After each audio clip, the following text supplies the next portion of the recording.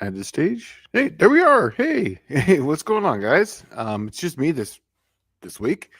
If anyone wants to come in and chat, um, email slantdailygarage@yahoo.com and I'll send you a link, and you can come on check it out. Dallas is still on vacation, so I talked to him today. He's having a good time with his son. They were actually just about to go and get pancakes, so it was awesome. So I'm happy for him. I just got back from vacation.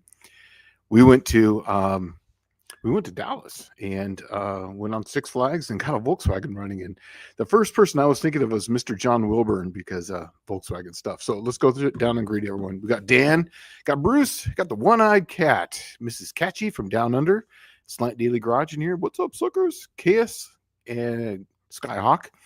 Once again, Slant Daily Garage. If anyone wants to join this live, email a Slant Daily Garage. I'll send you a link. Buick Smith. We got Mr. Buff Del Campo. What's going on, man? And we got Mr. Andy in here from Unity Motorsports. Paul, we got Unity again. We got Danny Boyd over there from California. So how's everyone? We got Val, Jimmy, and how you doing, Shane? I'm doing well, actually, very well. I needed that vacation. It was fun to go and see my brother and mess around with Volkswagens again.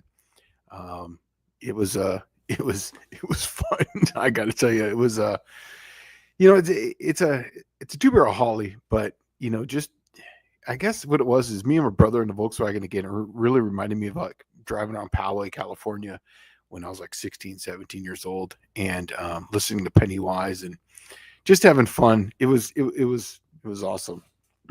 I really had a good time doing that. Yeah, and it was nice to see something that wasn't running get running again. So yeah, it was fun.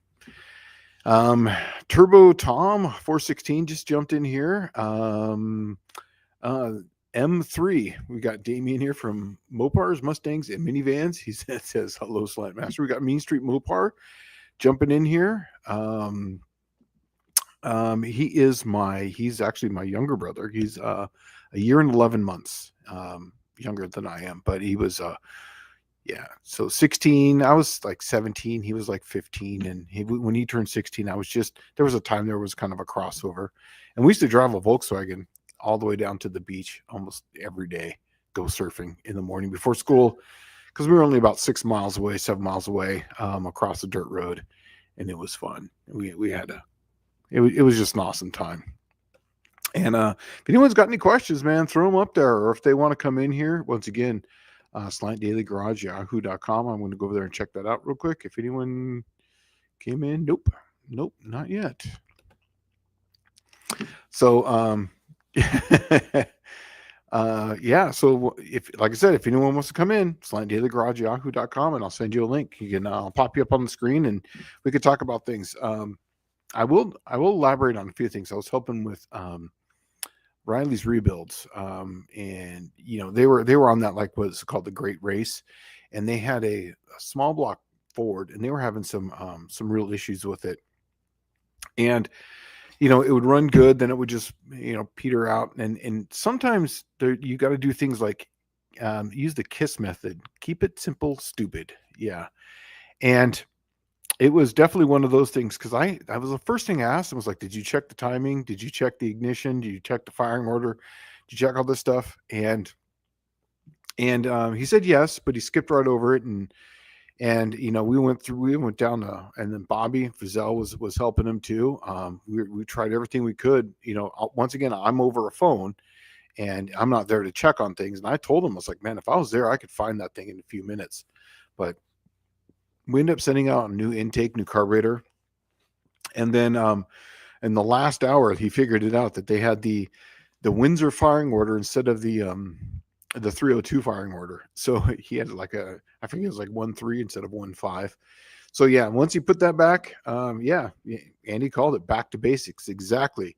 And as soon as he did that, the car ran great. But then once he did that, he hadn't changed all the other stuff because he was thinking it was running too rich.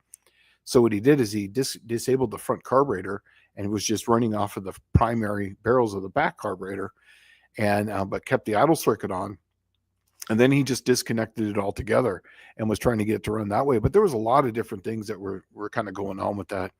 But then once once he figured out the timing, it was running much better, and they were able to drive it. But now, after he did that and he got back, we were chatting back and forth those last few days, and he got it running really good. So yeah. See if there's anyone here. See, Val saying, loved your VW. Should do one explaining the difference in all those early years. Look, I don't know a lot about those. Honestly, here's what I do know is that I had a 67. I just happen to know that about the 67. 67 was the first year of the 12 volt. It was the only year of a bunch of hoops. So like it was the last one with the big hoops, the wide 5 with a swing axle, and the reverse lights, and it had 2 reverse lights in the rear bumper. It was the only year with the horn grill down in the fender with a straight light. I also had a 64, and the 64 was more swept. But I liked my 67. It was awesome. My brother had a 69, and I think this one's a 69, or he has now or 70. I can't remember. He always liked the RSs. I love the swing axles because I just loved them dumped, and it was just my thing. So yes, I don't know about that. You know, who might know more about that than I do would be Mr. Wilbert. I was hoping to get him on today, but he's got other things going on today. So I'm flying solo unless anyone wants to come in. Yeah, I'll check my slightdailygarage@yahoo.com. Oh, Mr. Buff. Okay, well, I'm going to reply here, and it looks like we're gonna have someone knocking on the door here. Mr. Buff Del Campo is going to come in, and Kim, so it'll be awesome. Here says, I'm trying to start a channel. Why not? Right? Yeah, dude, just go for it, man. Honestly, here's the thing: is once you start doing it and you get 500 subs, you're into the No Name Nationals, man. That's the place to go if you got a car. You know, so it's really awesome. Main Street Mopars asking if there's any good machine shops in their area. Yes, there's 2 of them. The problem is that it takes about 9 months to get things through there. So unfortunately, I would have to say no. I don't know. We got BB&T, and then we also have one in Corinth. But yeah, they're both good, but man, they take forever. So I'm actually looking at. I've been talking to Just Mopar Joe about using one of his places out where he's at, because he seems to be able to get stuff in and out. Plus, you know, one of those guys is going to be probably doing some testing for us on some things. So, yeah. And Bobby is saying that the car is lean now, by the way. That's funny. You know what? That would make sense, because now we took so much fuel out of it. Now it's actually firing on all 8 cylinders. Totally would make sense. Totally would make sense. Has anyone ever hauled QA1 shocks for coilovers? They're the GP single adjustables, and they're leaking. You know what? I just had that issue, and I sent them back to QA1. I have not overhauled them myself. I have the single adjustables for the 68, and then I have the double adjustables on the Cookie Monster up front, and just send them back there. It's actually rather easy, and it wasn't that expensive at all. I'm not sure if you can do it at home. You probably could, but it was really simple. Just send it in. Vintage. Hey guys, I'm at work. Forgot about the live. Well, I'm easy and forgettable. 67 is the best year. I agree with you, man. I'm telling you, I thought it was the coolest. It was like totally different than everything. And that was the year I had. It was black, and where the trim was, it was almond. It had black rims and almond centers. And I used to race in this class called Super Stock class. Now in California, it was like a bug class. You had to run a 165/15 rear tire, a street tire, but you could run any combination you wanted, but you had to run that tire. And that was fun, because I was running NA, and then I went to a turbo. Like CB Performance came out, the very first turbo kit. I had one of those, and it had 3 little dials on it, and you're going down the track trying to dial it, and you couldn't put a wing on it or anything. So after 80, 90 miles an hour, the car would start lifting up. Oh, it was so much fun, dude. I miss that stuff. My Pinto outrun by a 69 Super Beetle. It got me in the 60-foot. Yes, here's the beautiful thing about a Volkswagen. 300 pounds is behind the rear wheels, and 100 pounds is right over the rear wheels. So yeah, they usually like to jump out pretty quick. Shane, how would I go about putting an oil cooler on your manual trans? You're gonna have to have some sort of pump. I've seen people do this before, and you're gonna have to have a way to pump it out from the bottom, run it through a cooler. I'd run through a filter since you're pumping it out, run through a cooler, and then pump it back in.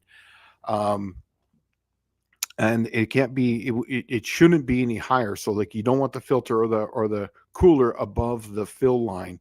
It's got to be lower than that, or have like a backflow gauge on it, so that way it can't backflow back in, or a check valve. I'm sorry, check valve. And yeah, it works really good, and it'll keep it nice and cool. Or you could just run a nice thicker synthetic and call it a day. Wheelie King 71 says, I just got my 413 back from the shop from some simple repairs on the work, and the shop before screwed me up. It had been there for 16 months. I'm slow, but come on, dude. I agree. 16 months, that's the average. When you drop it off and they tell you it's going to be 9 months, that you just double it. That's going to be 18. It's just ridiculous. So yeah. I sent this out to, did it reply? See here. Get back here. Oh, nope. Let's see. I'm trying to reply. Here, did it debuff dog camp? Yep. Here, and send. I think it's sent. Yep, there we go. So sorry, I had to resend that link. So let's see what else we got here. Thanks, Shane, for taking the reins. Yeah, man, no problem. Yeah, I don't mind doing this stuff, and that's why I took the monetary stuff off. I don't care.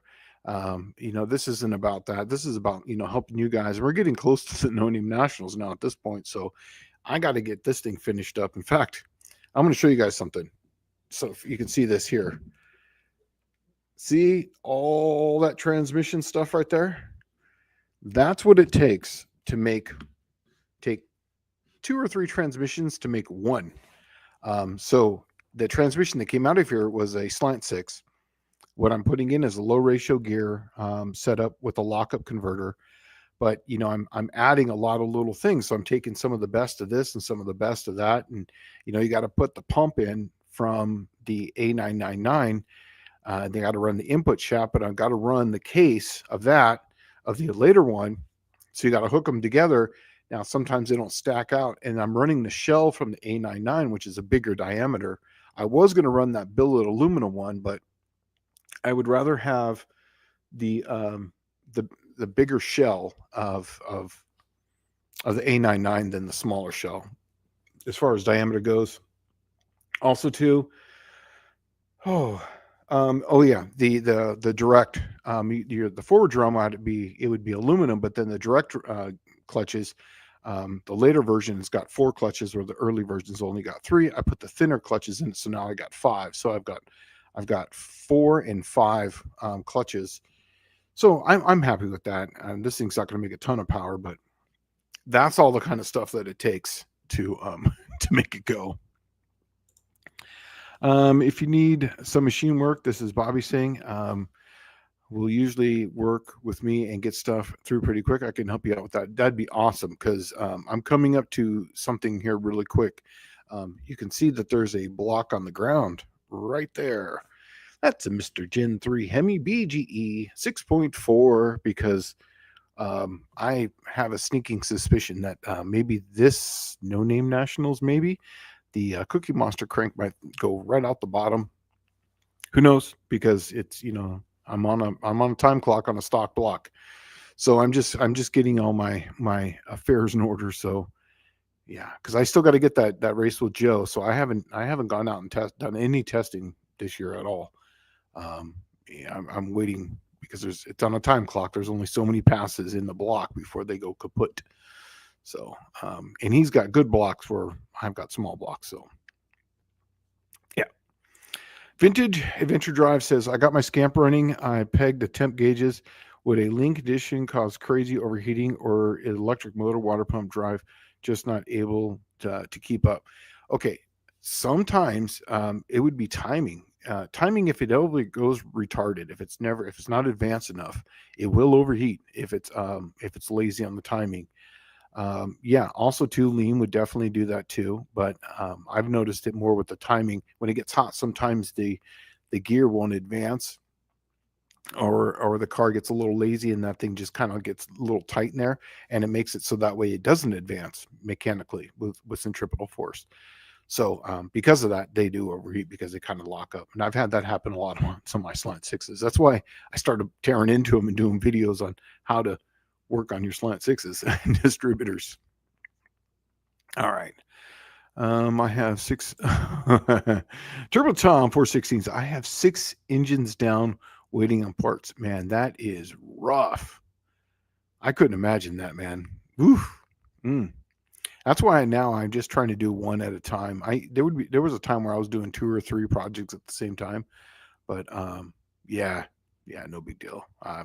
Now it's just one. I get one running, then I move on to the next. And that's why the 68 Dart that's on the lift, literally everything I have is done. I just got to put it together.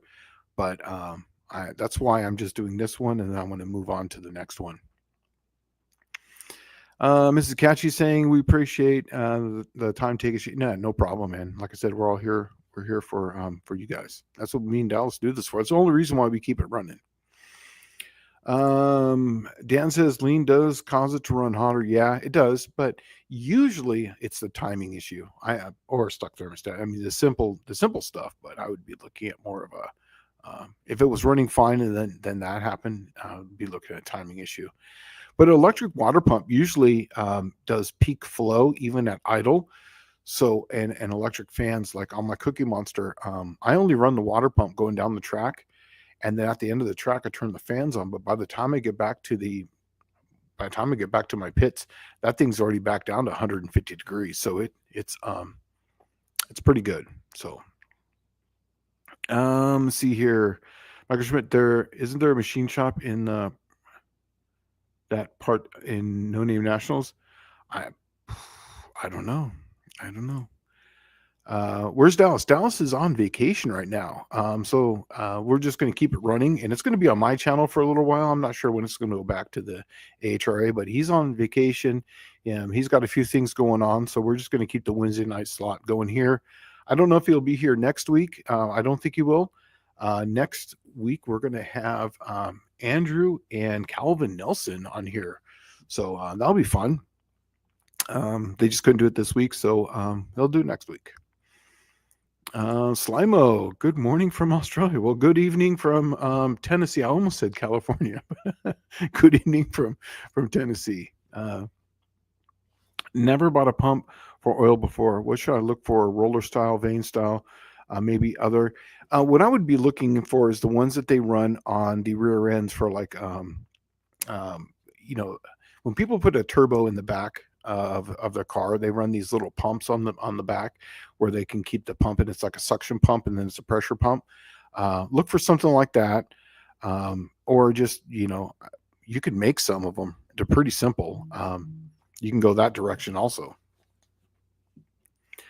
Vintage Venture drives. I'm probably about to buy a 1985 Honda ATC 350X three-wheeler.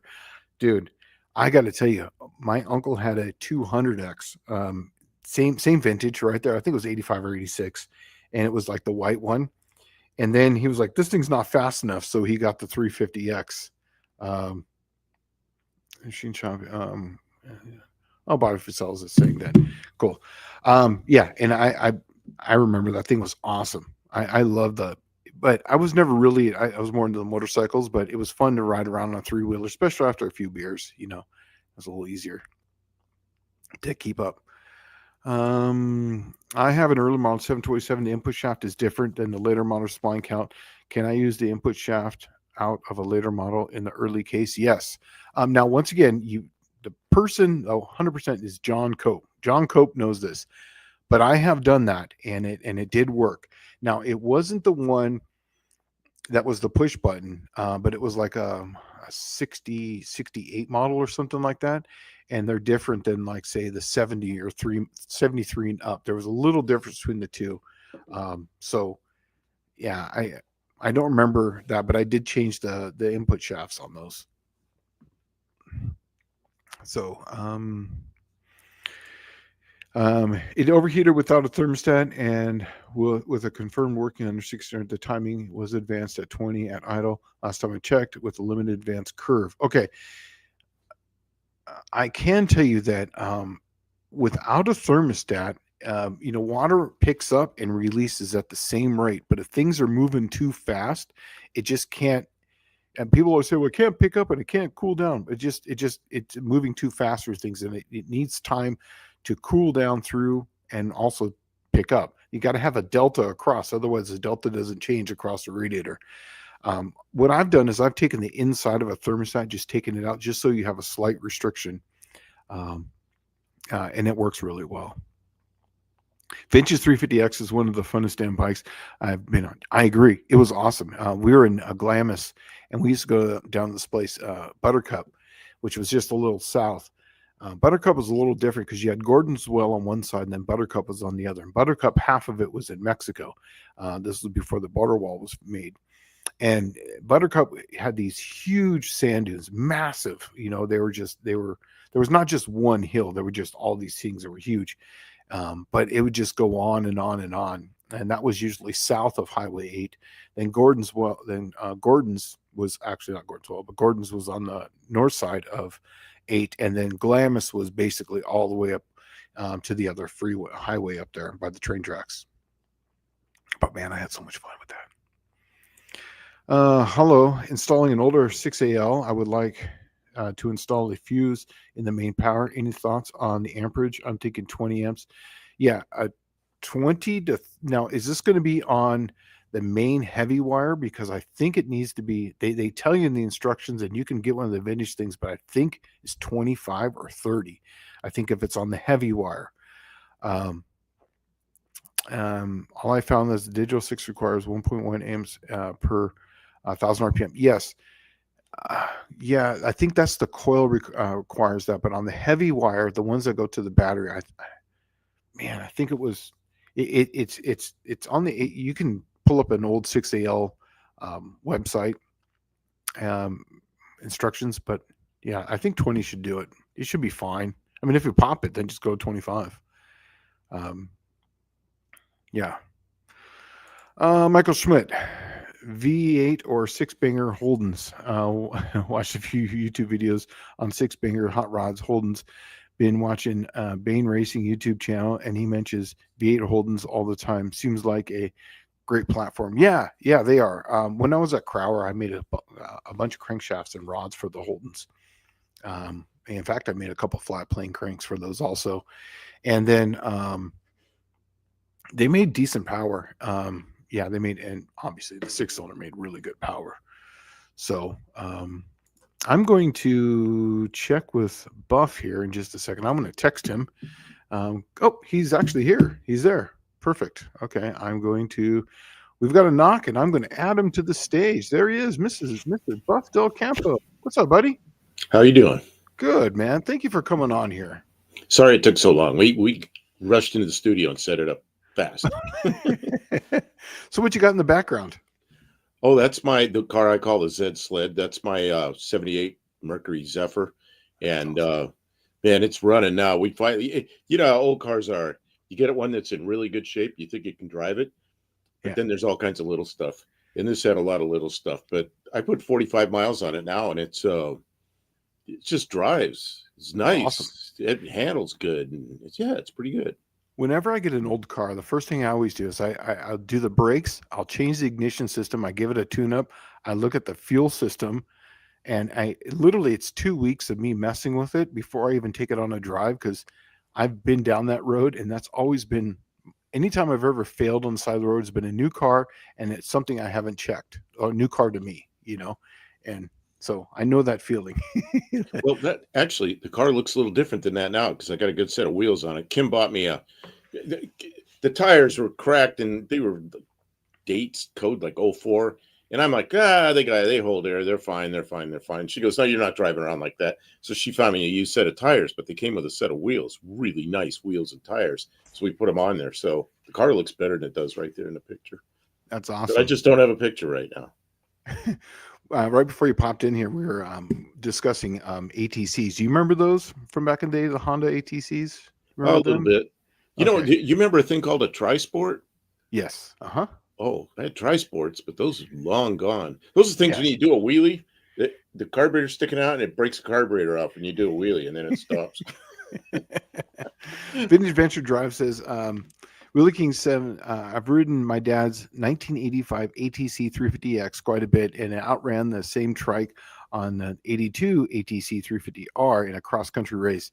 I flipped over my 84 ATC 200X and have lots of experience. Oh, yes. I got to tell you, the 200X was the first one, and then he went to the 350, and that 350 was a complete new animal over it.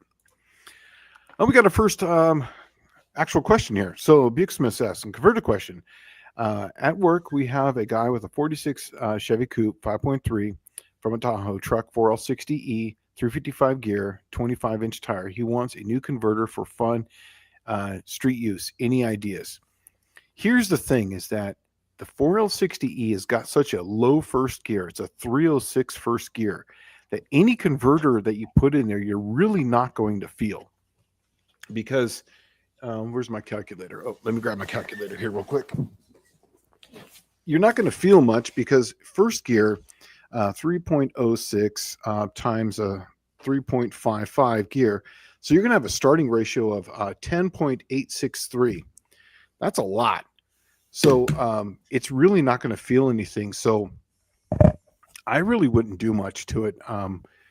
It really comes down to his camshaft, but I would almost just leave the truck style converter in because they're usually a little higher anyways, and just call it good because that thing's going to get out of its own way. It's going to be lighter than the truck, so it's going to stall lower. Plus, it's going to stall lower too because of the first gear. Have you ever messed with a 4L60E buff or no? No. Yeah. Imagine like for 700 R4. You ever did anything like that? I had a 700R4 and it worked so well I didn't mess with it. It was in a Corvette, not best transmission I ever had, but I bought the car, it was there. Yeah. Why touch it when it works well? Yeah, exactly. And that's the thing is that 700 R4 and the 4L60E have the same gearing. So you remember that the first gear was like just it would get out of its own way right off the bat.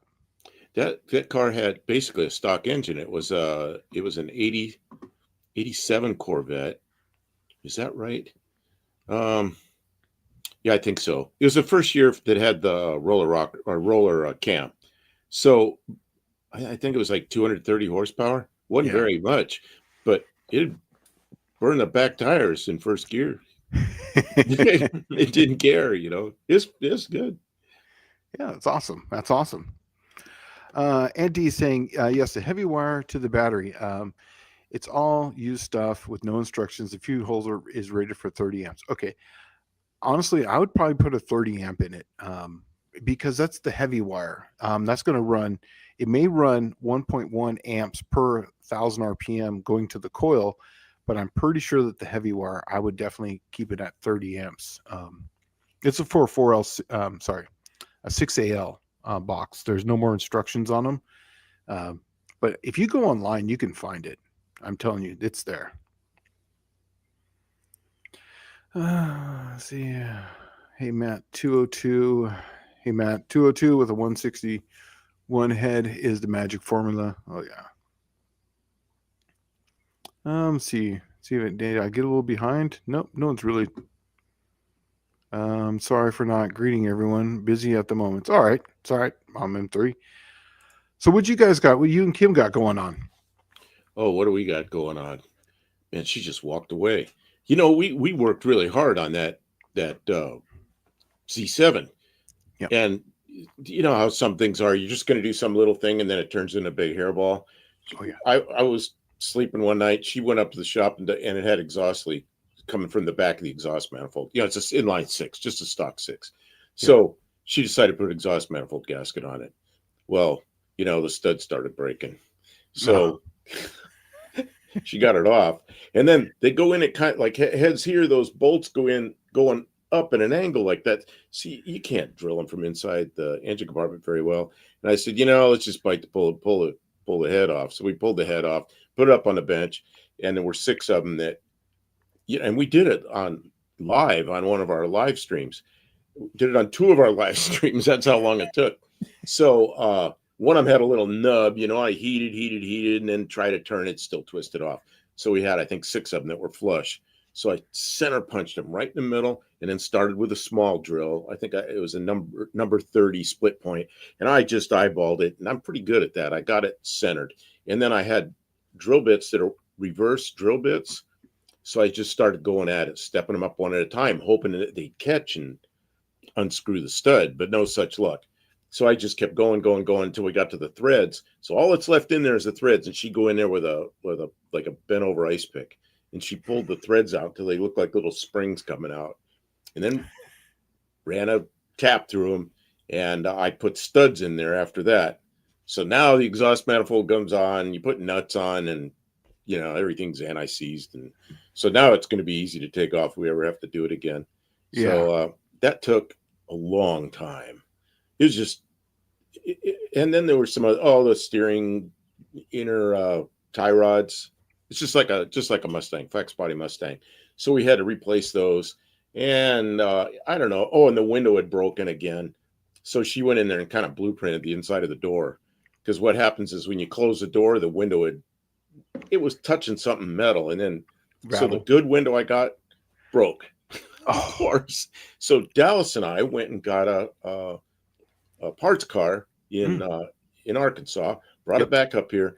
So now I had another window. I had to buy a whole car to get a window, So got it in there, and Kim went in there and just kept working at it and adjusting this and that. And there was some little thing in there that was a little bit crooked. And she figured out that if the window was open, you slammed the door, it would like center punch the glass. So she messed with it till everything's good. We bought all new rubber channels and everything. So just putting glass in, another big hairball, So right. Then she bought me the wheels and tires, got those on there. I don't remember what else we did. Oh, we put all new brake, the rubber hoses on it. All kind of things like that. Yeah. Now I go out there and turn the key and starts up, drives. Went to a doctor's appointment yesterday, took my car, so it's pretty nice. Yeah. It drives. When I first got it, the steering was all loose and terrible, and now it just goes right where you point it. Feels like, see, I had one of those when I was 4 years old, didn't have a lot of miles on it, and in my mind, that's how those cars drive. Well, this one didn't drive like that, but it does now. It's and the bushings, it's a 4-link rear end. And those bushings were all clunk, clunk, clunk, clunk, terrible, So we did some work back there. So it feels really good going down the road now. It was worth all the So that car is basically a Mustang platform then, right? It is. It's a 78. The first Foxes that came out were 78, and they came out with the Zephyr and the Fairmont. And then in 79, the Mustang switched over to that platform, and they made these for 6 years. And I guess there's LTDs, and they had a whole lot of them on the Fox platform, cars this size. But the Mustang, of course, was around till the SN95s came out. Because the thing is that the Mustangs are all picked up, so people are getting the Fairmonts now. But the car behind you might be the new Mustang or the new Fairmont. Do you know Mexican Spec? I don't know if you. Yeah. Okay. Well, Mexican Spec's got all those cars in Mexico, and he had one Mustang I really wanted, Fox body Mustang, but they're kind of pricey. Yeah. And I'd had my car got wrecked, my Mazda, and the insurance doesn't give me enough, but no. I had enough to do this and buy a parts car and do some other things, but I didn't have enough. I looked and looked and looked for Fox body Mustangs. I found some that I had enough money for, but they were rotten dogs, any of them that were any good were, they were a lot of money. They're not cheap cars anymore. No, they used to be. And I'm going to get to this question with Michael Schmidt. Oh, okay. I'm sorry. Yeah, I'm rattling on. No big deal. To use relays on vintage cars, do you use the relay or electric fuel pumps?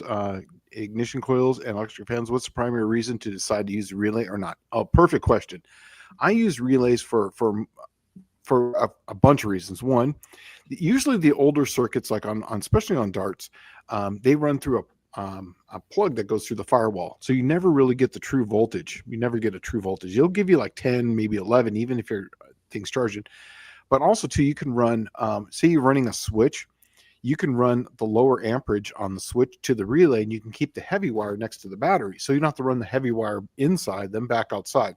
So what I do on my 69 Dart, my Lizard King, is I use the old wires as the switch, and then I have new relays underneath there that have power and their own fuses to run my lights and my ignition system and everything. So always run, if you can, a relay, because that way you don't have to run the heavy wire all the way around. You could just run a lighter wire that's like, an amp or two. I think is all it takes to switch a relay.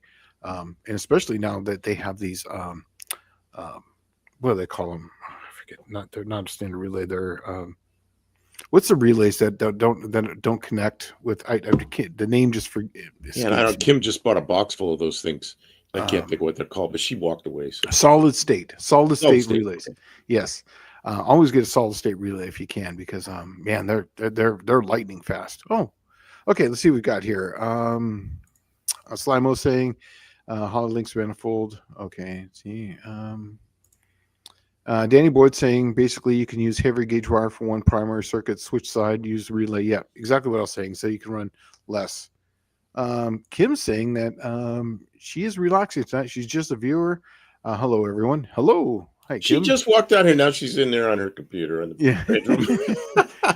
I wanted her to sit here with me, but she go ahead. In her tie rod ends. Oh yeah, she's reminding me that's what we did. We did that. She did that.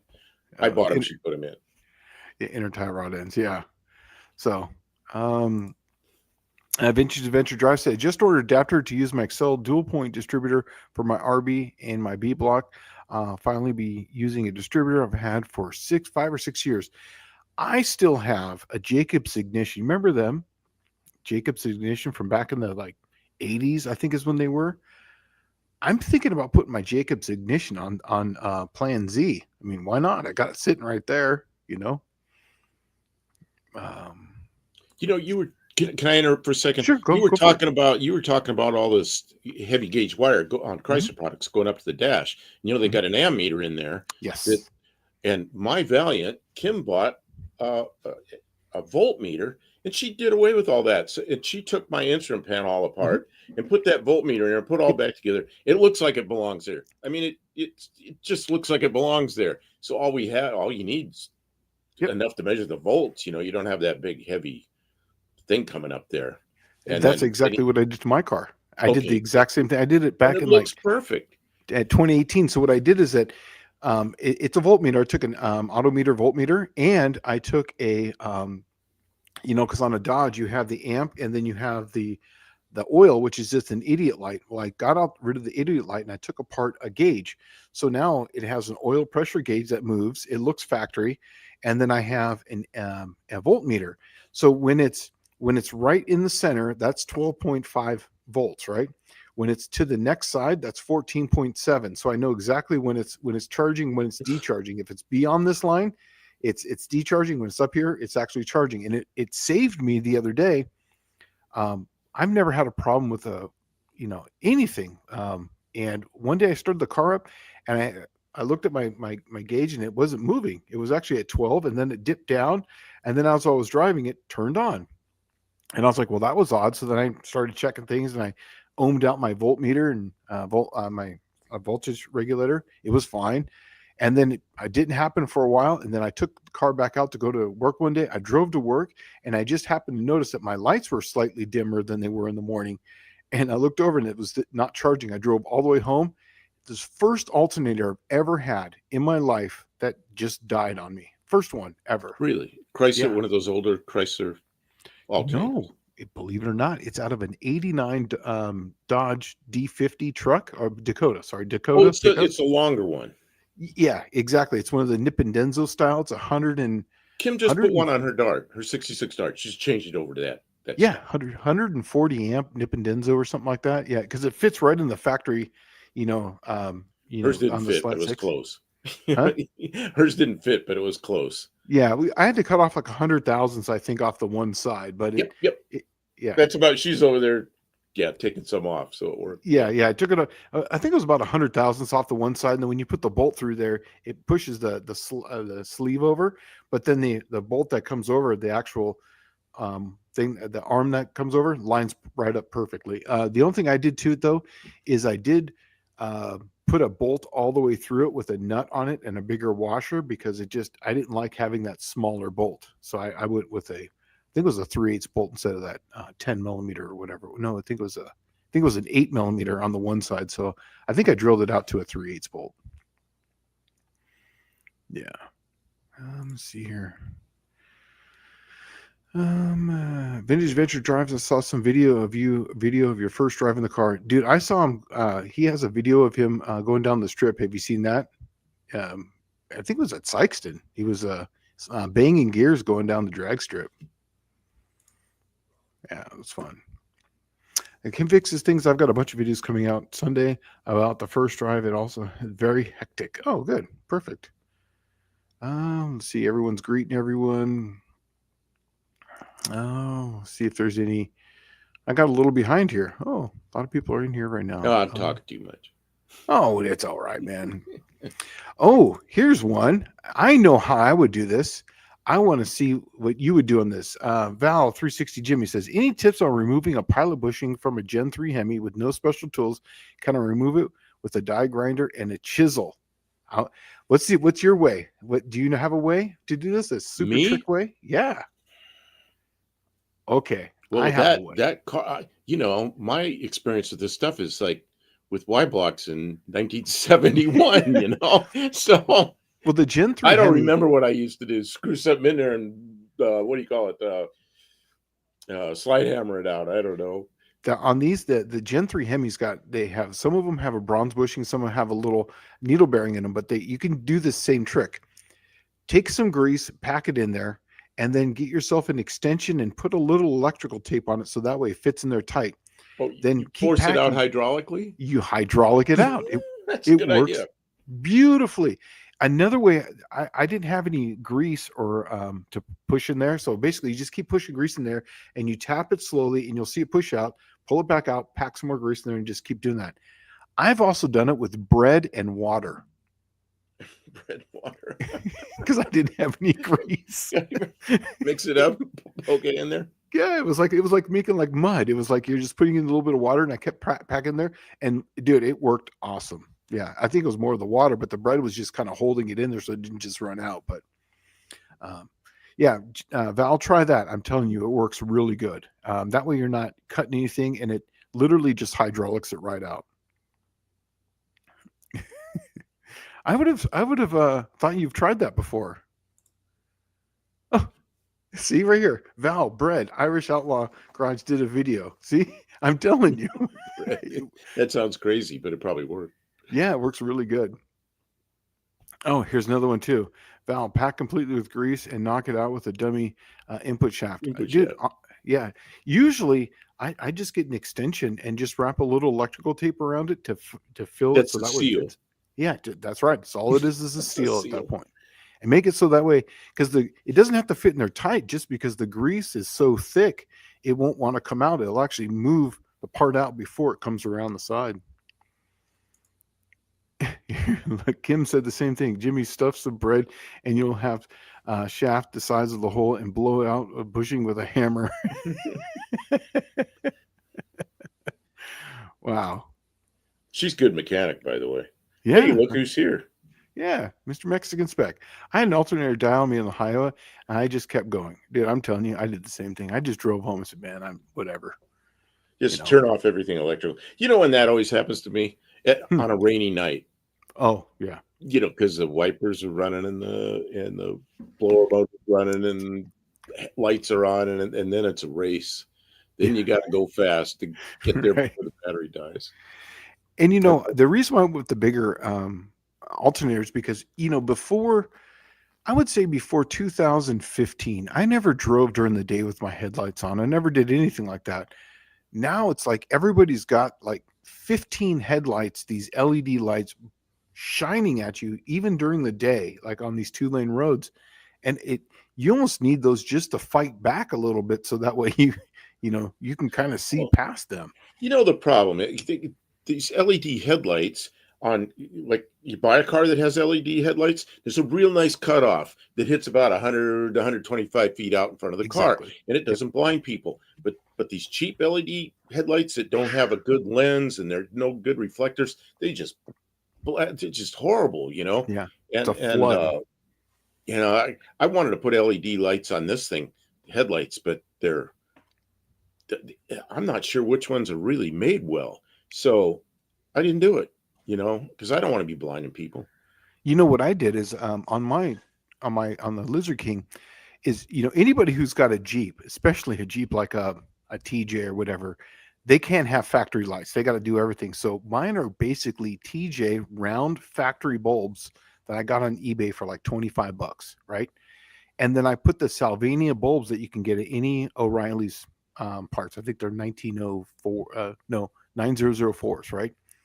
I put those in there, and they work perfectly because it works just like you said. It's got a horizon Has a line. good cutoff. It's a great cutoff, and it floods the light even on the high beams. When you put the high beams on, it doesn't shoot up way high. It has a cutoff. You can see it, and they're set up perfectly. I guess what I'm looking at is that I'm looking at the headlights on the back of your car. Some of the Jeeps had square lights, and you already know people with Jeeps, they can't have factory lights. You might want to look at them to see if they This is a fit. 4x6. It's the quad lights, Yeah, and a yeah. lot of those are the single Hmm. rectangular headlights, which is a different shape. And these, it just looks like there aren't a lot of options. Yeah, There's okay. a lot of cheap options, and I don't want to buy cheap ones because I'm afraid of what I'm just going to waste them. I might put them in the high beam side because when the high beams are on, you're not blinding people, and you just Yeah. dim the lights. But yeah, I know what you mean. I'll be in my van that sits up real high, and man, somebody coming up behind me, they're blinding me in the van, and out in front of me, I can see a quarter mile out in front of me, they're lighting up an overpass. It's because they're terrible. Yeah. So Mexican Express, how do you get the bread out when the bushing comes out? Man, I just take a screwdriver and just go like this, and it comes right out because it's kind of packed in there, but it comes right back out.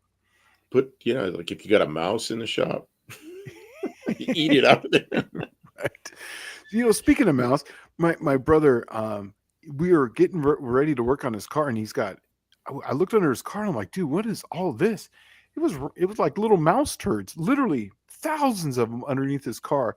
So then we looked to see if they were getting into the car. They hadn't got into the car yet, actually into the car.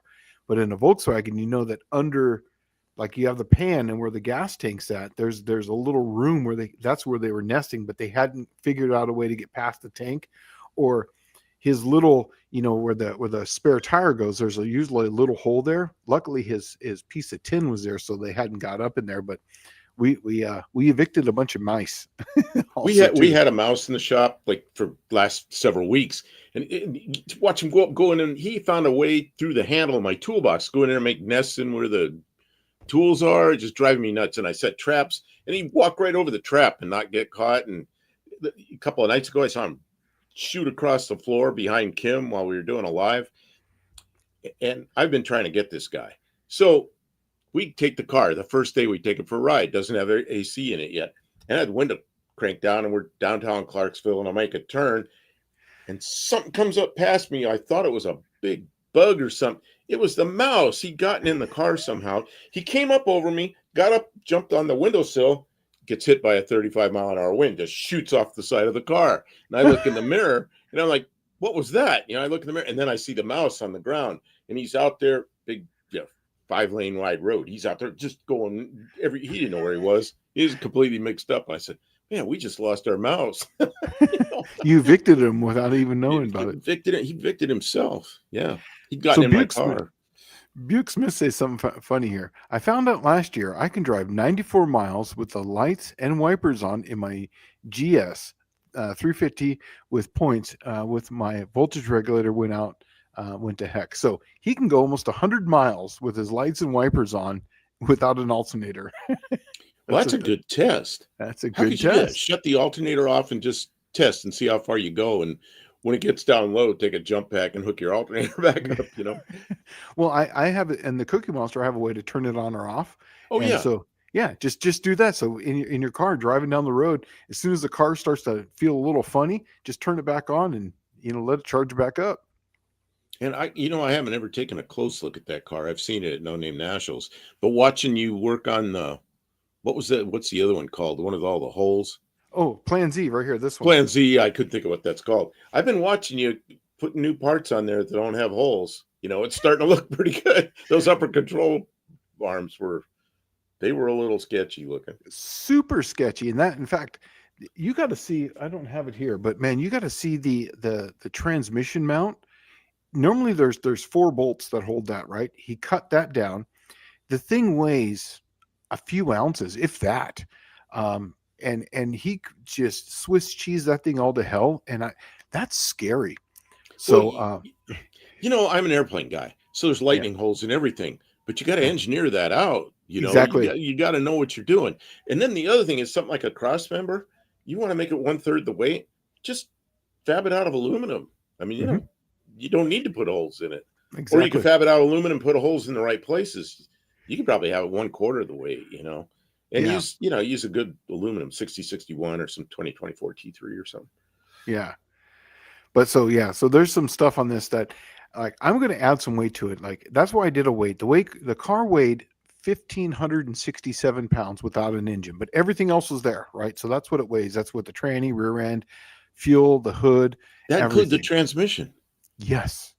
I told Kim. I was just telling Kim that. I told her it didn't have an engine or trans in it.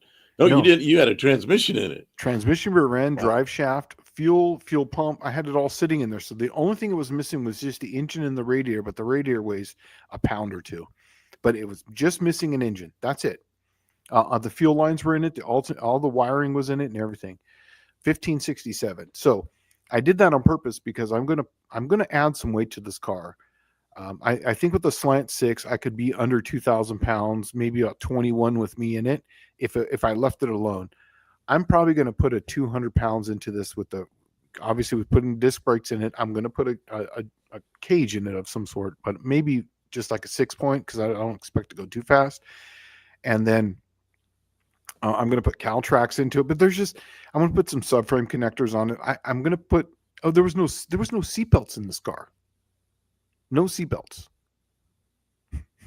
Well, eventually they have to have seatbelts. I'm telling you, where he went to Buffalo Valley, there's no seatbelts. It was a low back seat with no support. So like when you would launch the car, it probably didn't launch very hard, but there was nothing supporting the back of the seat to keep it up. Did he race that? Yes, he sure did. Oh, I didn't know it ever made it to a track. Oh yeah, he raced it like that with no seatbelts. No seatbelts. There was not even there was no bolt marks in there, so there was no seatbelt. Put a pillow on your lap. Could have, yeah. And the wheel. I think the scariest thing is that the steering shaft that went through into the and that like Chrysler's had that little plastic. It's like that little steel coupler. Like Chevrolet's got a rag joint. There was no more parts in there. And then he used a cotter pin that went through to keep it. So like it could pull out. But if you kept it pushed forward, it would work. But if you pulled it back, it would pull out and there'd be no more steering. Seriously. Kidding me. No. That's the reason why if you watch some of my videos, that's why I took the steering column, took it all apart, put new bearings in it, new everything, welded it all together. And I put one of those Borgeson joints on it because I can't have that. Yeah. Vintage Adventure Drive. I'm a father of 3, and I have got 2 kids that are 10 years old, so I want to be around for them. So Vintage Adventure Drive says I'm probably going to be buying a tunnel ram for my 400 tomorrow. I'm excited. What is the best carb aside from the VRS to use on tunnel run? I got to tell you, the AVS, which is just your standard like 1406 or 1407, they work really well because it's kind of a hybrid between a vacuum secondary and a mechanical. Since the bottom butterfly is open mechanically, but then the top of it opens with air demand. So the AVS works really good. They do have an AVS 2, which does add a little extra complexity as far as getting the doors to open correctly, but the AVS or the VRS. But yeah, and you can get AVSs for next to nothing nowadays. They're cheap. You can actually get them probably on Facebook Marketplace. Okay. Sorry, running a little behind here. Mom and three. Speaking of alternators, I thought mine was bad on the Mazda MPV. Turns out the crack seal leaking made the belt slip sprayed a degreaser and now have alternator charges at 14 volts. Well, good for you. That's awesome. That's good troubleshooting there. Because there's a lot of people to replace that alternator. Yeah, right. Sunday the Garage. What is the newest details of the 6-cylinder race at No Name Nationals? I don't know. I still haven't talked to. How about this? Next week we're going to have Calvin and Andrew Nelson are going to be on this show. So if anyone's going to know anything about the 6-cylinder races, those would be the ones to ask because they're definitely going to be leading that. So when they're leading it, we're all racing each other with like stock, Super 6s and my 200 cubic inch Ford and all this kind of stuff. The Nelsons are going to be there, so they'll be down the track. Right. So the person that comes in second is really going to be the winner. Yeah, basically, right. They're going to run away for that. So we'll just hand them the trophy, and then everybody else will be racing for second place, right? Everybody else race for second place. Yeah. We'll be the first loser. Sounds great to me. Honestly. I have a race with Joe, but Joe, just Mopar Joe, we are going to actually do our 2 out of 3 with my car against his. So the Cookie Monster against his purple Barracuda. But look, no excuses from either one of us, but I can tell you I haven't made a pass in the Cookie Monster this year. Joe is in the middle of opening a shop, starting a business, doing all that. And we've talked many times. If it doesn't happen this year, it doesn't. It's either going to be the Cookie Monster or I'll bring Plan Z, because I got to get this car done because Six Smokies that's in October. So I got to make some passes with this thing. And, I've got everything here to finish it. Like I said, you probably didn't see this. Did you see this picture here, Buff? That's all the transmission parts that I'm working on right now. Oh yeah, I did see that. Yes. Yeah. So, you had a video that had that in there. Yeah. So it's almost done. I'm just waiting on some, on the solenoids. I need to get some of the, accumulators essentially, but basically I want to get some billets like because I'm going to have the low reverse drum. So I want a billet accumulator for that. And I want to get a billet, when that runs the front band too, I want to run a billet on that because I'm going to run this line pressure pretty high. So I want to make sure. You're talking about October. That's not too long after No Name Nationals. That's right. So between No Name Nationals and October, there's a land speed record. Are you still going to go up there? Yes, because that's this car is done. Isn't that the week after? No Name Nationals? You might be. You're going to need a cage in that. Well, yeah, I'll have a cage in this. Yeah, I'll have a cage in that. And this will have the 8 3/4 in it too. So I can just basically change the chunk out then at that point and just change the gears. What about the shape of the nose? We going to put a wing car front end on it, or what are you going to do? Honestly, of course, how fast do you expect to go? I don't know. I'm actually might just leave it alone because that's a 1.25 miles basically. It's 2 kilometers wide open. Yeah. If I can get might go pretty fast. If I get a 276 gear and I've got a lockup converter, I don't know. I don't know what it'll do.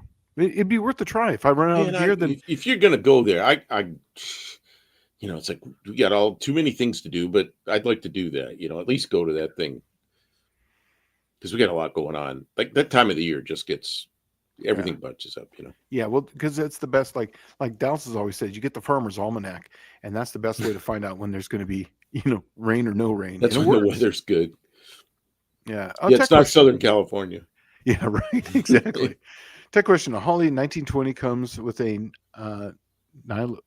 float absorbs the fuel after 60 or so years. Since they don't make them anymore, what can I do to replace them? Yes, there is a I forget the name of the guy. He's the only one that actually sells parts for the Holly 1920. And I've got a few that are brass from like the older versions. Um, man, Holly 1920 is one of my favorite carburetors. I'm trying to remember the name of that guy. Give me 1 second here. I'm going to Google it here. 1920 carb. Like the carburetor guy or something, or Mike's Carburetor. That's the name of the guy. Go to Mike's Carburetor and see if I can put him on here. Can I? Mike's Carburetor parts. Here, I'll see if I can put a link on it. Now, this is a replacement bowl, but this will get you to his site, and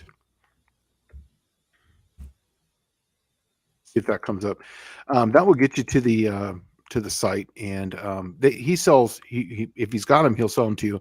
And I did buy some from him because I have a 1920 on the Beaver, and I got two 1920s on the Lizard King now because I personally think they're an incredible carburetor because they literally always work.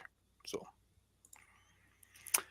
Shane, what upper control arms would you recommend for my Scamp? I got the tubular ones, and they added an extra. There were the QA ones. They added an extra 3 degrees of caster, so I can get 7 to 8 degrees of caster, which is good because that will keep your car going straight. And I actually put those on this car on Plan Z. I've got them on the 68, and I also have them on the Cookie Monster. And I think you can.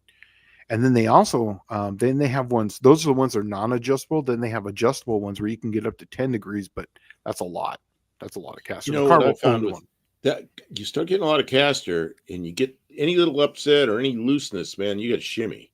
Yes, and you got to be careful with that. That's from my old days, 50 years ago, in a wheel alignment shop messing with caster, and I ran into that problem. Yeah, and 7. I noticed that 6 to 7 is the magic number on an A-body Mopar for where the engine placement is, to where you can have that much caster, hit a bump, and it doesn't shake. Once you get over that 7, then you'll get that shimmy. You'll get that bump, and the car goes. It does that number, and you're like, oh, sometimes it doesn't stop. Yes, right, right. But yeah, that's what the QA ones. Yeah, the QA ones, they you can actually even see it on them on how far they're laid back, but that just adds you 3. Indirect. I like the brass floats, but it's more personal preference and then actual science. I'm telling you, I think it's a little bit more than just personal preference. I think it is science because the brass ones just don't break down. They just don't. The black ones or whatever the material is, they eventually break down. So I like the brass ones, and that's the ones that I use. Can you get a brass one for that carburetor? I've got 2 of them in my in the Lizard King. I've got the brass ones in there. I think I got them from Mike's Carburetor. There was a few of them because the 1904 and the 1920 used the same float. I worked on Rotax engines a lot, aircraft, and they got those black floats in the carburetors. Yeah. And it's constant service letters and a new kind of float and a new float, and always. It's as soon as I'm doing a 100-hour on something, there's another. Got to replace the floats again. Yeah, and I wish they just put brass floats in them. Yeah, and I've noticed too that with the wife still has the black one in there, and I noticed with the fuels with the high ethanol in them, it eats it up faster. It just kills them. Can you get non-ethanol fuel where you are? Yeah, but it's only like 85 octane or something. It's Kim will know it. She just filled my car up with that, but I don't know what the octane was on it. Of course, it's a 6-cylinder with low compression, but doesn't matter. Yeah. I call it diet fuel, but yeah, that's basically everything that runs on a generator or like all my battery chargers or anything. I have all the kids' little motorcycles. They all run on. That's actually what those red cans are. I just went down and got more. I get 10 or 15 gallons of it. I use it on everything because it never goes bad. And you can leave how you know it's non-ethanol fuel is you can leave the cap off on it and it doesn't leave any. There's no smell in the garage. I know I do that with avgas, but avgas got quite 100 low lead, still got a lot of lead. So Yeah. and there's evidence of that in the combustion chamber. Mexican inspection. No seatbelt. Was it a Mexican car? Seatbelts weren't even an option here until 69. No, I think he just didn't have. I think he took them out for weight. I think that's what it was. I think that on Plan Z he took out the belts. Just, I mean, that's the only thing I can think of. So I don't know. See if we go down here.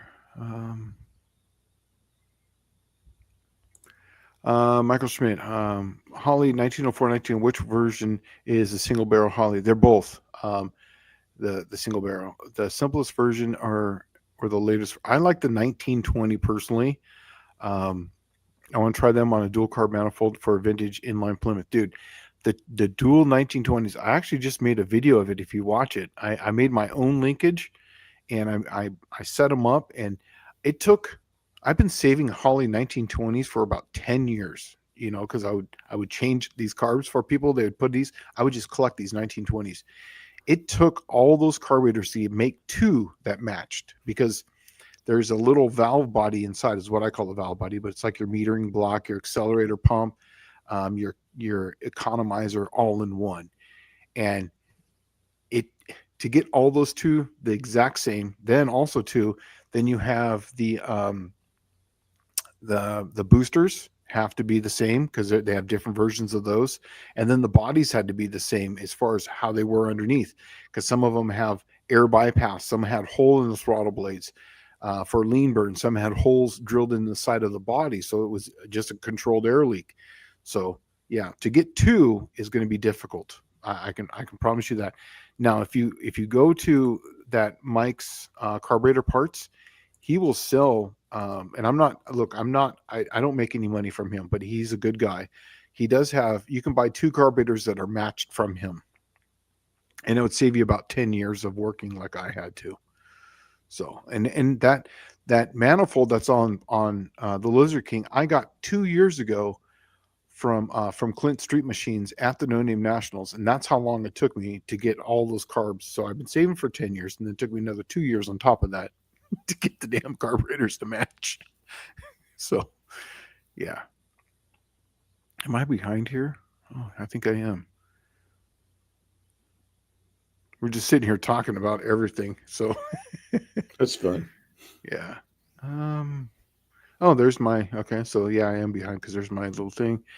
Didn't certain come with glass float bowls? Yes, they did come with glass float bowls, and you can actually get those too. I didn't want them because I look at it this way: glass will break, plastic melts, steel only dents. So remember that. Glass breaks, that means fire. Plastic melts, that means fire. Steel only dents, no fire.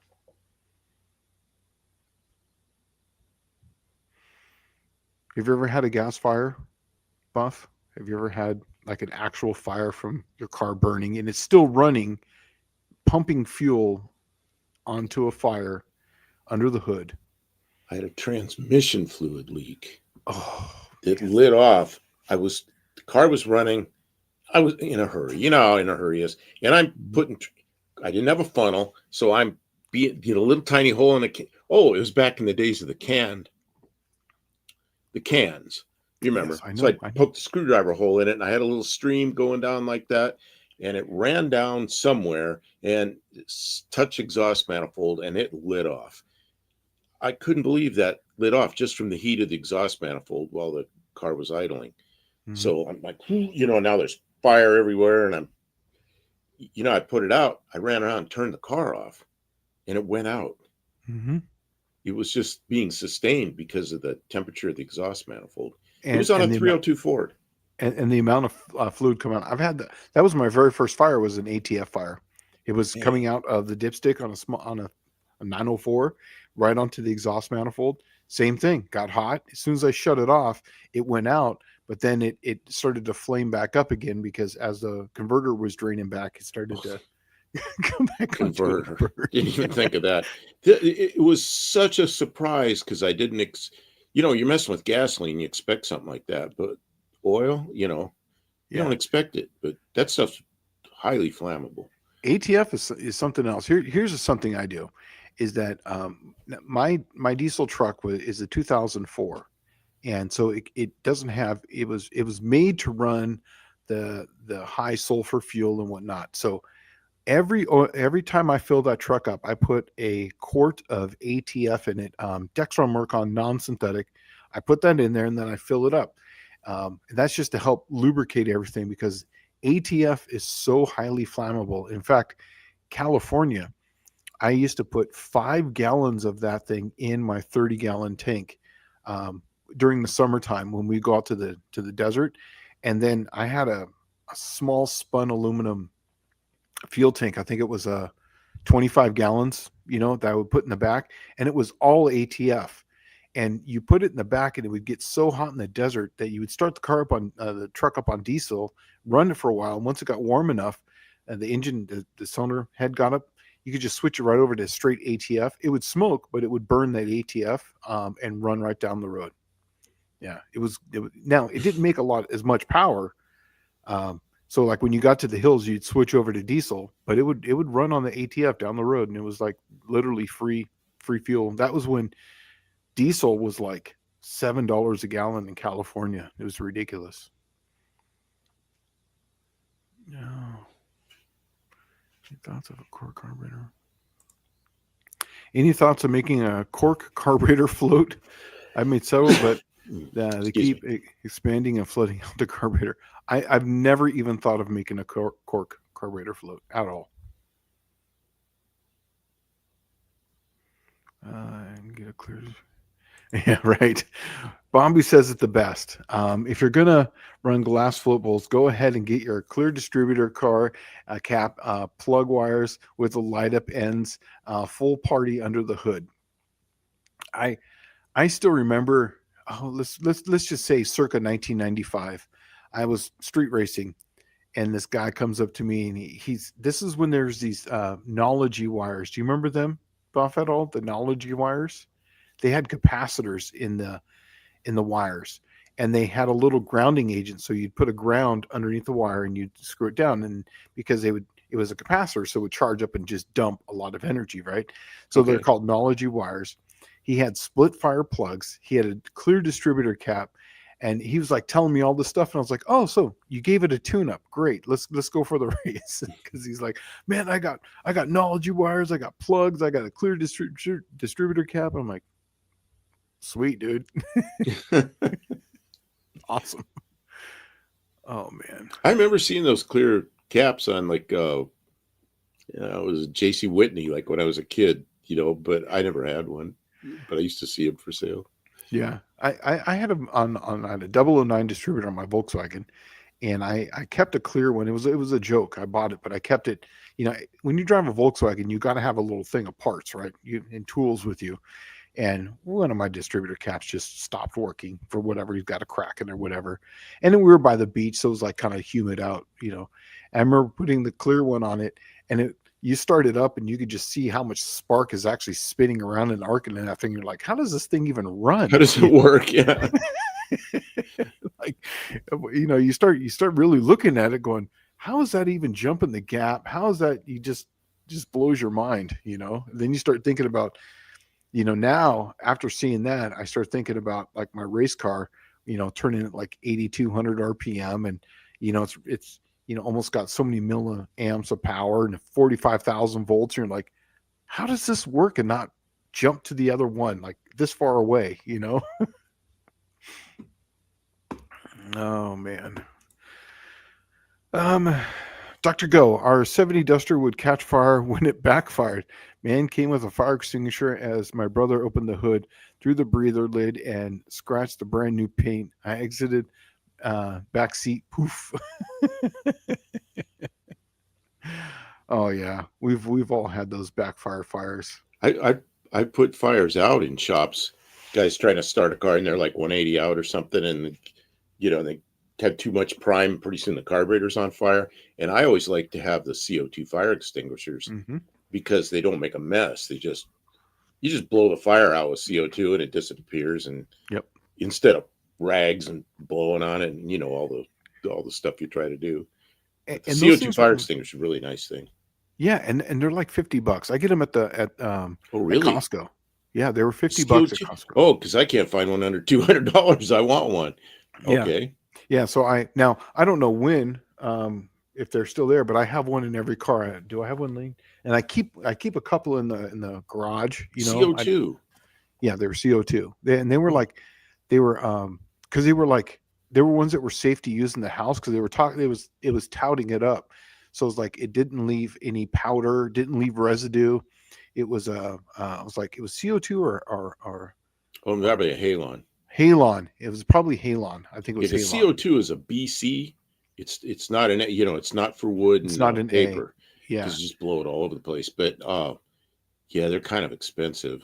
The halon, can you still get those? I don't I think thought there so. was some CFC problem with them or something. Yeah, these definitely say they don't have A on them, so they're definitely B and C.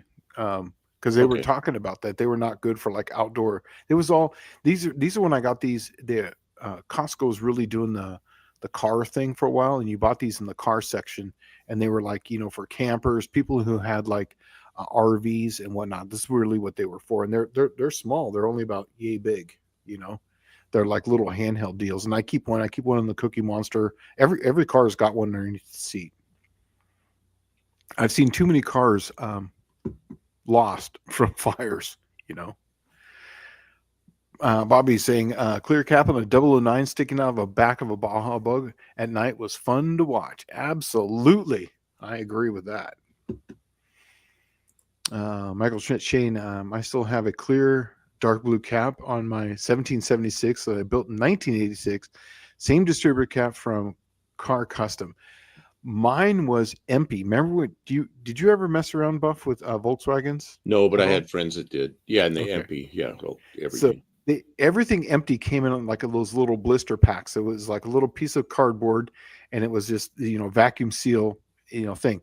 I still have, and I'm gonna find it, but I still have a clear 009 distributor cap that you bought for like I think it was like $5.99 in a blister pack. I still got to find that. I was going to give it to my brother, but he went to some other distributor. But I got to find that because that's something cool. Yeah, I would like to see someone use it. You ever drive a Myers Max dune buggy?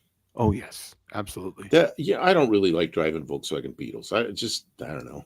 But a Myers Max, man, that's like I want one of those. It's like I love them. They're just what a fun thing. And they're short. You take the body and you cut off. I think you cut out 8 inches or 12 inches of the I car. So don't they're actually, remember. yeah, they're actually shorter. The wheelbase is shorter than a regular Bug.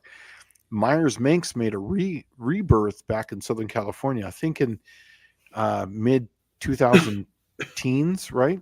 And so they came out with a 4-seater Myers Manx, so it actually used a real Volkswagen length Bug, but I'm because not sure nobody that would wanted. look right. Yeah, I agree. It didn't look right. But yeah, Myers Mink is actually a Volkswagen Bug, and nobody wanted to cut their pans anymore. So that's the reason why they came out with that. That's why they actually faded away. Oh, and I got to see the Myers Minx was actually started right around in that SoCal area. And sometimes at the car show, there was a guy who had Myers Minx 001, and it's still street legal, and he would bring it out. And, Really. yeah, it was pretty Well, see, cool. like in Arizona, I lived in Yuma, and you Yeah, can ride just about anything on the street there. They'll yeah. let you license it.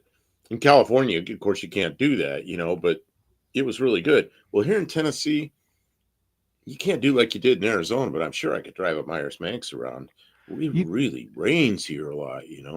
But here, where I live at, man, people drive fucking golf carts on the roads here, and they're licensed. It's like Oh, see, I'm out in the country. You're like more city looking place. it's more of a town. We're Okay. outside the Because I've cities. seen you pull out your driveway and stuff. It looks like there's houses around. Yes, yes, yeah. No, I live. That's correct. I do live in a housing area, and that's correct. There's housing around me, but there's no HOA. where I live at, and we're like one of the only kind of real housing complexes.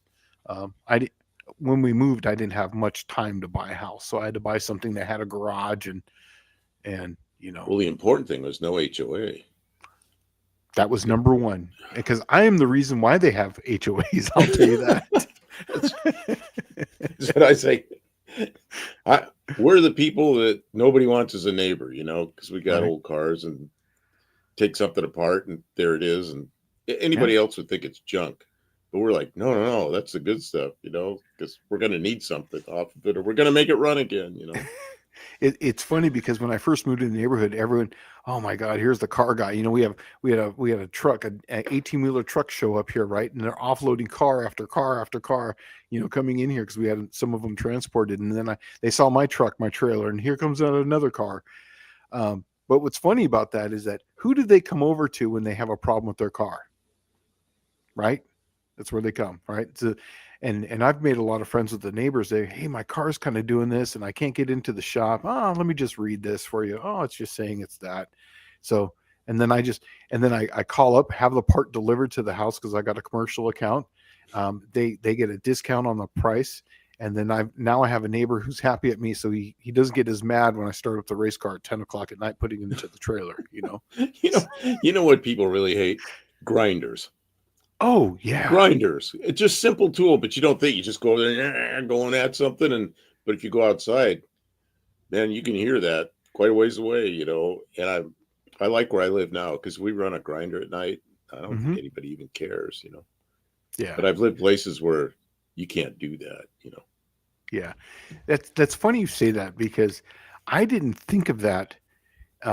Because I have a side door here and I do my grinding out kind of in the backyard area. You don't want that dust in the shop. I don't want that dust in the shop. So I do it in the backyard, in the back grass area.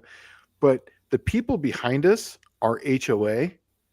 And you know how many times the cops have done a drive-by on my house and they're like, they've come by and they're like, hey, the people behind you called the cops and that you were making noise. I'm like, oh yeah, I'm just out here grinding. He goes, have fun.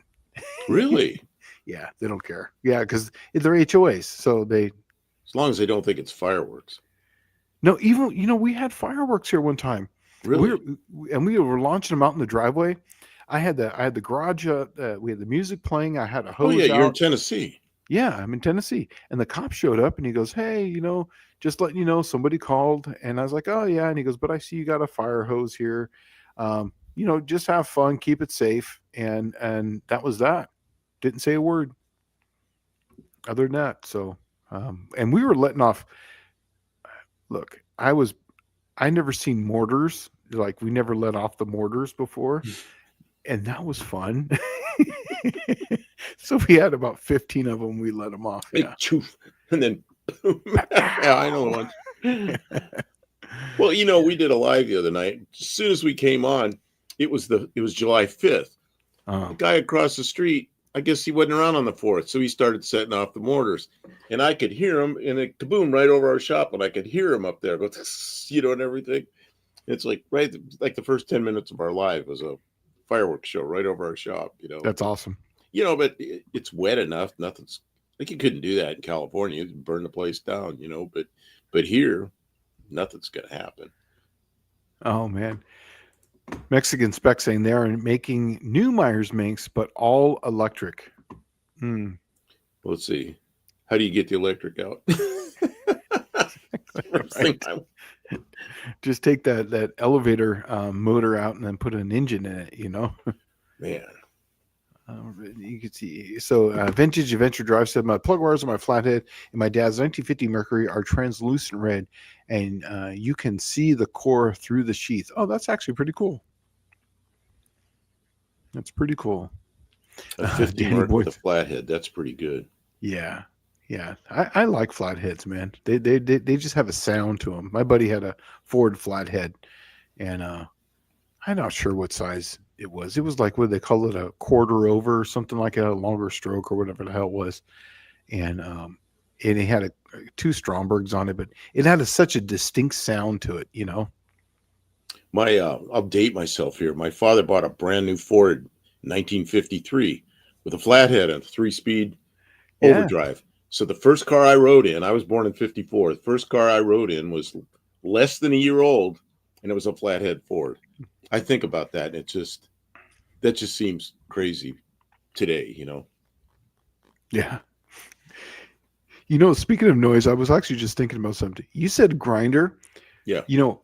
Our front driveway is not regular concrete. It's like this like pebble concrete, right? So Okay. it's like little pebbles. Have you ever moved a jack across that instead of like actual like on concrete? Concrete's loud. You move your jack across that. There's times where I've had a flat tire at like say 11 o'clock at night and I had to move the jack across Why don't that. they put rubber tires on my jack? My God. I just now thought about that. I was like, Danny Boy was talking about, he goes, I know I'm making too much noise when you use the grinder, but I'm more worried about it coming apart and effing me up. Right that moment, I was thinking about, oh my God, how many times have I done the jack at the middle of the night, moving that across? The handheld grinders, Mm-hmm. I try to, being around airplanes, don't stand in the plane of rotation of a turbine wheel or something, So it's like hold that thing somehow so it's not in line with your face. If it comes apart, maybe you have a chance. Uncle Tony had a bad accident with one of those. I don't know if you knew that. No, I didn't know that. It was years ago, but he chopped himself up. He won't go to the doctor for anything, but he went to the emergency room, had like, I don't remember, 30 stitches or something. Wow. Came across in his face and his arm. Yeah. Just a handheld grinder, Wow. Whenever I use a grinder, I have a welding helmet. It's got one of those, dials on it. So you can see through it. So I could see through it. Yeah. And I use that. I've seen too many things now I never used anything before. These glasses are like they're just non-glass protective, or I would do like, the squint shields, the squint safety glasses.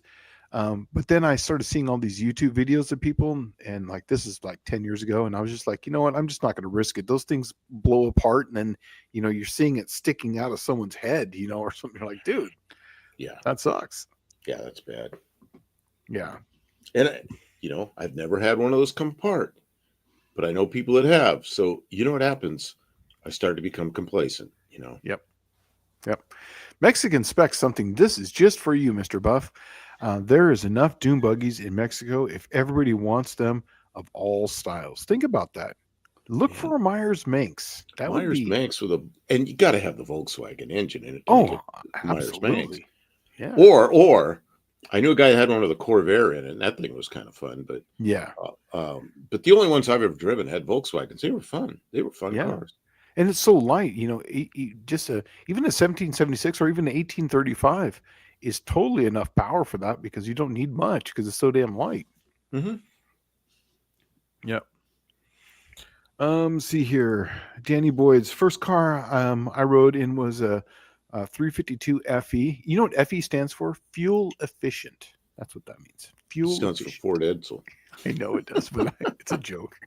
Well, that's when I was young, there were Y blocks, and then these things came out. We called them, that was the big block. Yeah. But now a big block Ford is something else. Something different. Yeah. Yeah. So they're FEs now. Yeah. Yeah. I always make a joke because the very first engine I ever rebuilt was a Ford FE 390, right? And my buddy's dad says, you know what FE stands for? And he goes fuel efficient, because it's such a fuel efficient engine. He was making a joke, and it was funny because he gave that car to his son, and we were rebuilding the engine. So I know it's fuel that's I know exactly what it means, but fuel efficient is actually really funny because they're the exact opposite of that. Well, they're good for 11 miles a gallon, everywhere you go. 57 Ford. Yeah. 11 miles a gallon towing, 11 miles a gallon on the freeway, 11 miles a gallon around town. Didn't matter. We had Y blocks, but when we get our hands on a 390, you'd bore it 80 thousandths and use 406 pistons in it. You still had a cast crank, but you had a 406. You put the dry power on it, which you could find them back then. Mm-hmm. That was a cool thing to have, That's what he had he had a Ford F100 truck. So it was a short bed. And we had a kind of not lowered, but just lowered down a little bit. And it was kind of a hot rod. It was actually kind of fun because he did the same thing. We boarded over. I'm not sure what size it was, but then he had he put a Holly on it. But then after I got my car, then he put a tri-power or three two barrels on it. Mm-hmm. And but yeah, he had that, and it was actually pretty fast. I think he got 1390 out of that truck with that engine, and the tri-power on it, or whatever the three deuces, at Carlsbad in California. Yeah, we called them tri-powers, and if you had a Chrysler, it was a six-pack.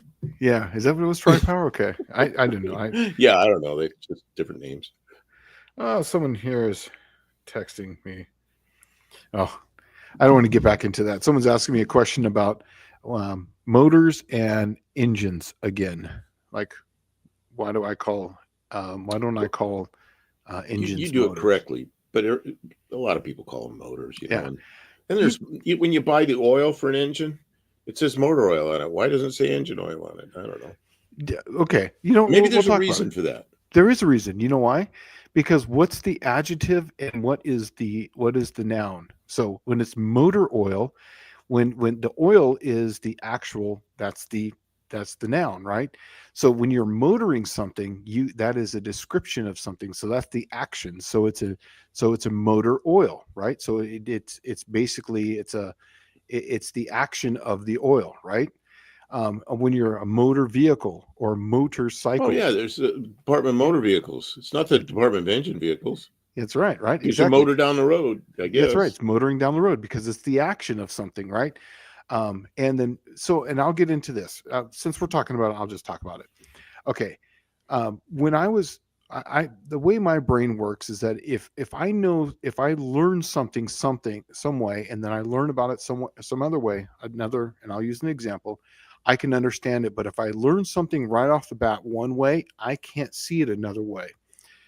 Case in point, when I was a kid, everyone would say that it's getting cold outside. You better put a jacket on. It's getting cold. I heard that my whole life. So I understood when someone said it's getting cold, that meant it's getting cold.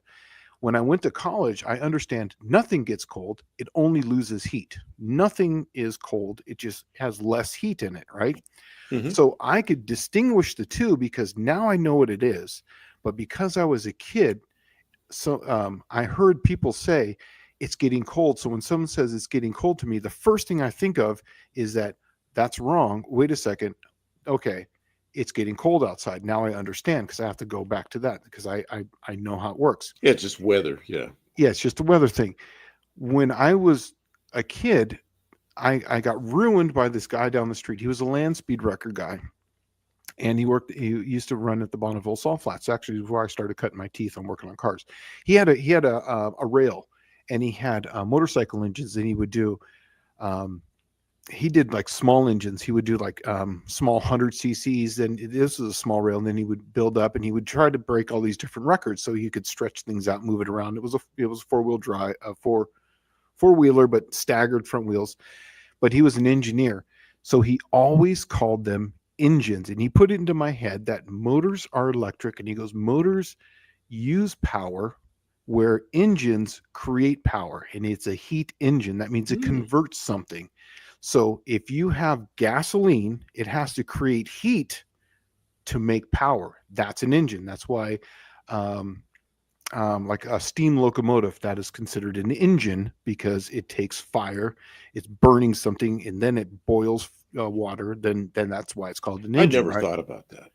Yeah, but that's exactly right. Yeah, and so then and something that's a motor takes something. So he goes, technically, if you want to look at it this way, the pistons of a steam engine are motors because they're taking steam that's already something and they're just using it. He goes, so they're technically motors. He goes, but because it needs that steam part of it where it actually burns and creates heat, that's what makes it an engine. Same with your car. And that's because it takes gasoline, burns it, and that's that. So why I have a hard time when someone says motor, the first thing I think of is electricity.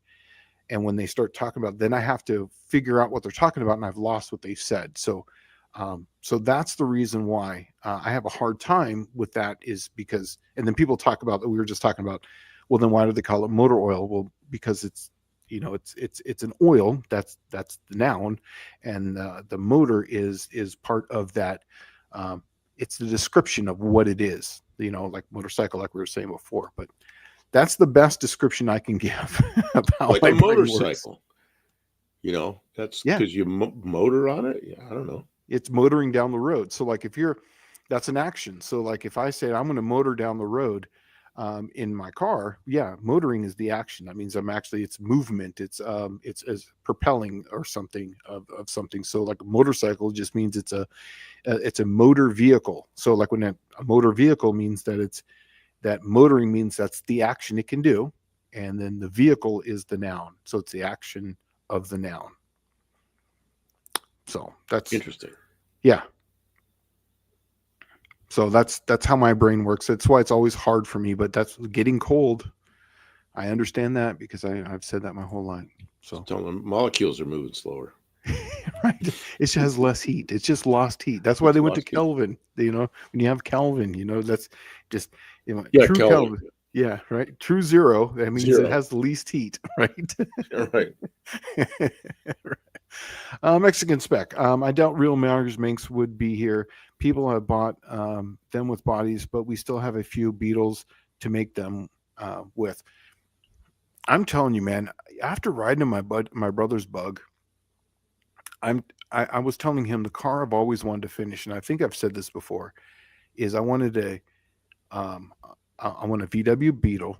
I want a 13B rotary engine. I want to flip it around so that way it's a mid-engine, sits mid, because they're a little heavier than the Bugs, so that way you get a little better balance on it. But I think that would be like the ultimate car that you could drive, like a cone dodging and whatnot. Have you ever been to a just rotary? what's that? Have you ever been into a rotary engine? Oh yeah, no, I've rebuilt a Oh, few I of them. rebuilt 12As, like a lot of them, and a few Yeah. 13Bs.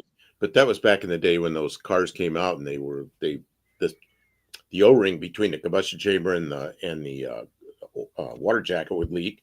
It'd go in there, and then it wouldn't run right, and people let it sit, and the combustion chamber fill up with coolant or water, worse yet, and then it wouldn't crank, and then it'd sit forever. And I ran an ad in one of these little throwaway newspapers that said, "Mazda trouble, call us." Mazda trouble, question mark, call us, my phone number. Man, was I busy. I rebuilt so many of those things. Yeah. I rebuilt so many of them too, because they were actually got really, when Volkswagens couldn't keep, you would spend, $4,000 or $5,000 on a Volkswagen engine, go to the sand dunes, and then they just didn't have the same power. And then the rotary was so small and light, and you could RPM the crap out of them. I used to put those Teflon apex seals in them and the rings. I never even did anything like that. 14,000 RPM they could go to at that point, and we would run 2-stroke oil in them. So like the Castrol 927, which is like a bean oil, and I would run the mixture at I think it was like 50-1 on when that would go like above 12 grand. But if it was under 12 grand, I would keep it right around say. So how do you run that? Through that little oil pump that goes to the carburetor? No, it was a premix. So we'd premix it. Oh, in the gas. Yes. Oh, okay, because there's a little oil pump on the side of the engine. It pumps oil up when you wide open. It puts oil in the carburetor. Well, we were running say Holley carburetors on these. So these were not factory things. These were something like we were getting out, and they had distributors on them and whatnot. But we were mixing them. We were mixing 2-stroke oil in them, and then I did my very first Bridgeport. I think I ruined one trying to do that. I did too. I ruined so many of them. And you think about it now, and you know what? It was turned into a dog. It sounded all radical, but it wouldn't go. It wouldn't go anywhere. That's the same thing happened to mine. This was before they're like, oh, you do a Bridgeport, and I saw a picture. I'm like, oh, I can do that, right? Like in a magazine. So I kind of traced it out, and I traced mine out and did a Bridgeport. The damn thing barely ran. It sounded awesome. Bop, bop, bop, bop, bop. Yep, But just wouldn't. I had a friend that liked those things, and he goes, "I'll give you the patterns," and he gave me these patterns. He goes, "Just do this; it works." So I did it. It was it ran. It sounded radical. Yeah. And so then they came out with these guys came out with these little templates so that way you could Bridgeport them, and then I started making I started learning how to do it. But yeah, that's That's the engine that I've always. I like engines. I've really been fascinated with them my whole life. Stirling engines, rotaries have always really fascinated me. So they just. I've just really liked how all these different things work. I've always been a mechanical person. In fact, I think I've said this before. Maybe you've never heard about this, but I'm an engineer for one reason. I've been in the steam trains my whole life, right? And I was about 8 years old, and I was in San Diego. We had we had a steam train that would come around, 3751, and and it was, and then the 844 came by in LA, and I remember looking at this thing. This thing's just this massive behemoth, and I kept. They were telling me about boiler pressure, and I have started thinking about it. My great grandma had a pressure cooker, but once you put stuff in the pressure cooker, and it was up to temperature, you couldn't put anything back in it unless you released all the Oh steam, yeah, right? yeah, those things are dangerous. Yes, Yeah. right. And so she would cook like chicken with that thing, right, all the time. And then I remember asking the guy, I was like, "Well, how the hell do you put the water in the steam in the boiler when you're going down the road? Because if it's 300 pounds of pressure, how are you getting water in there?" And they're like, "Oh, great question. It's actually called the steam injector." And I said, "Steam injector? How does that work?" And he goes, "Well," he goes, "you really need to go to engineering school to understand that." So then I started looking. Now, this is before the internet, right? So you had to go to the library, had to get books on steam injectors. And literally, I learned everything that I've ever needed to know about thermal, the Bernoulli, heat, high velocity, low pressure. So you can take steam pressure that's 300 psi, run it across two different venturis, brings in at high pressure and high velocity cold water, and because it's at a lower pressure now, it absorbs that amount of heat, goes and expands back up, and then you can put in back into the chamber because now it's at a higher pressure. Because remember You when have to understand divergent convergent ducts. exactly, Yeah, there you go. And I was just going to get to that okay. because it's converging high velocity. Then when it diverges, now it So goes to high pressure, low velocity, right? So now it's at a higher pressure because it came across, got cold water, and it came up to temperature. It's at a higher pressure, and you're putting it back into the boiler. So you're using 300 psi, but you're putting it back into 320 psi. That's already now technically warmed up almost to boiler temperature. So that's the reason why I've actually started learning about like thermodynamics and hydraulics is that's pretty because interesting. steam trains, yeah. Where did you And go to like school?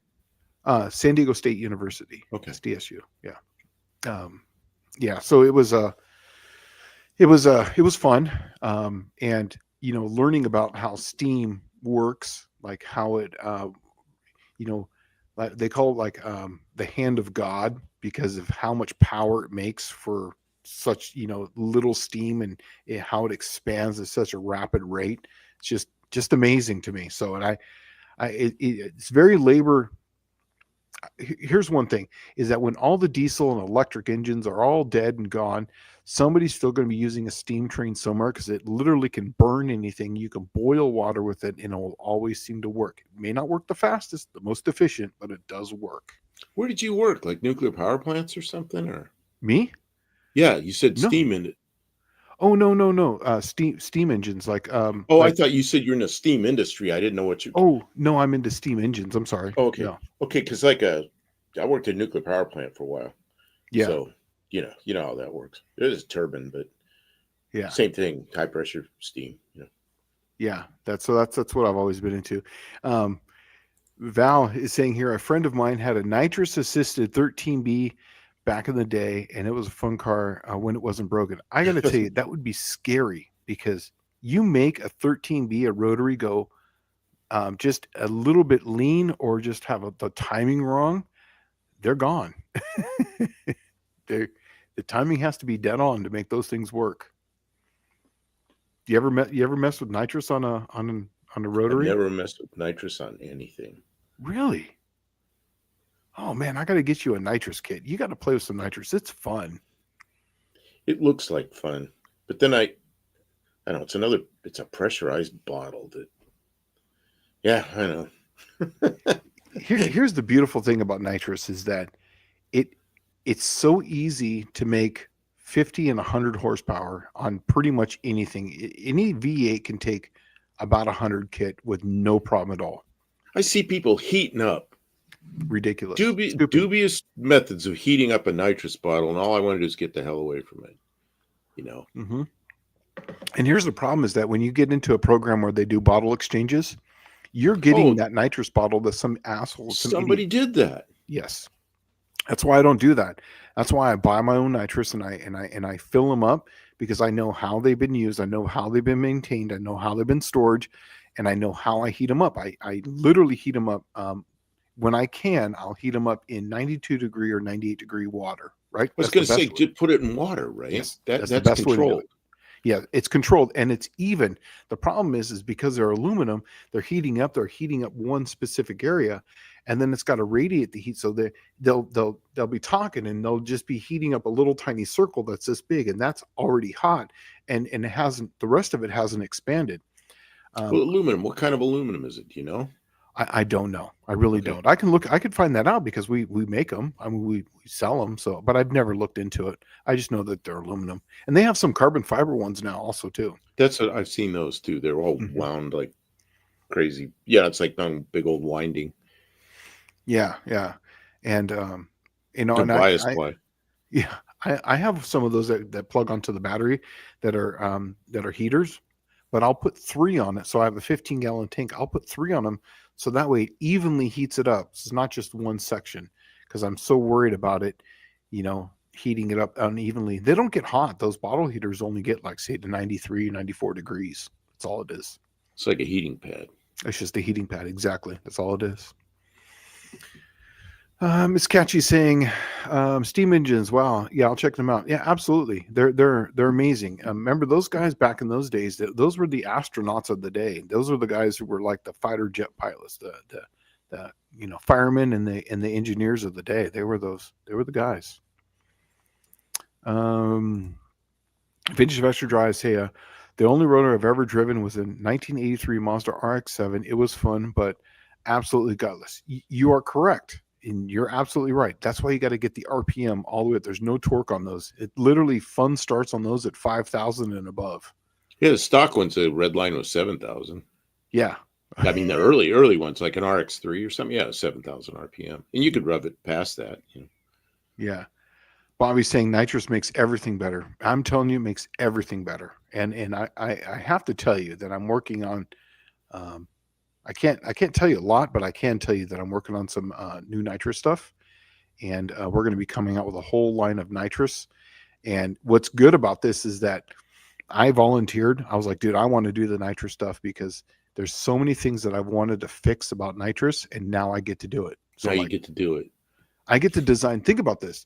I have the opportunity that everything I've ever hated about nitrous systems, I get to fix it. I get to design something that takes all that bullshit out.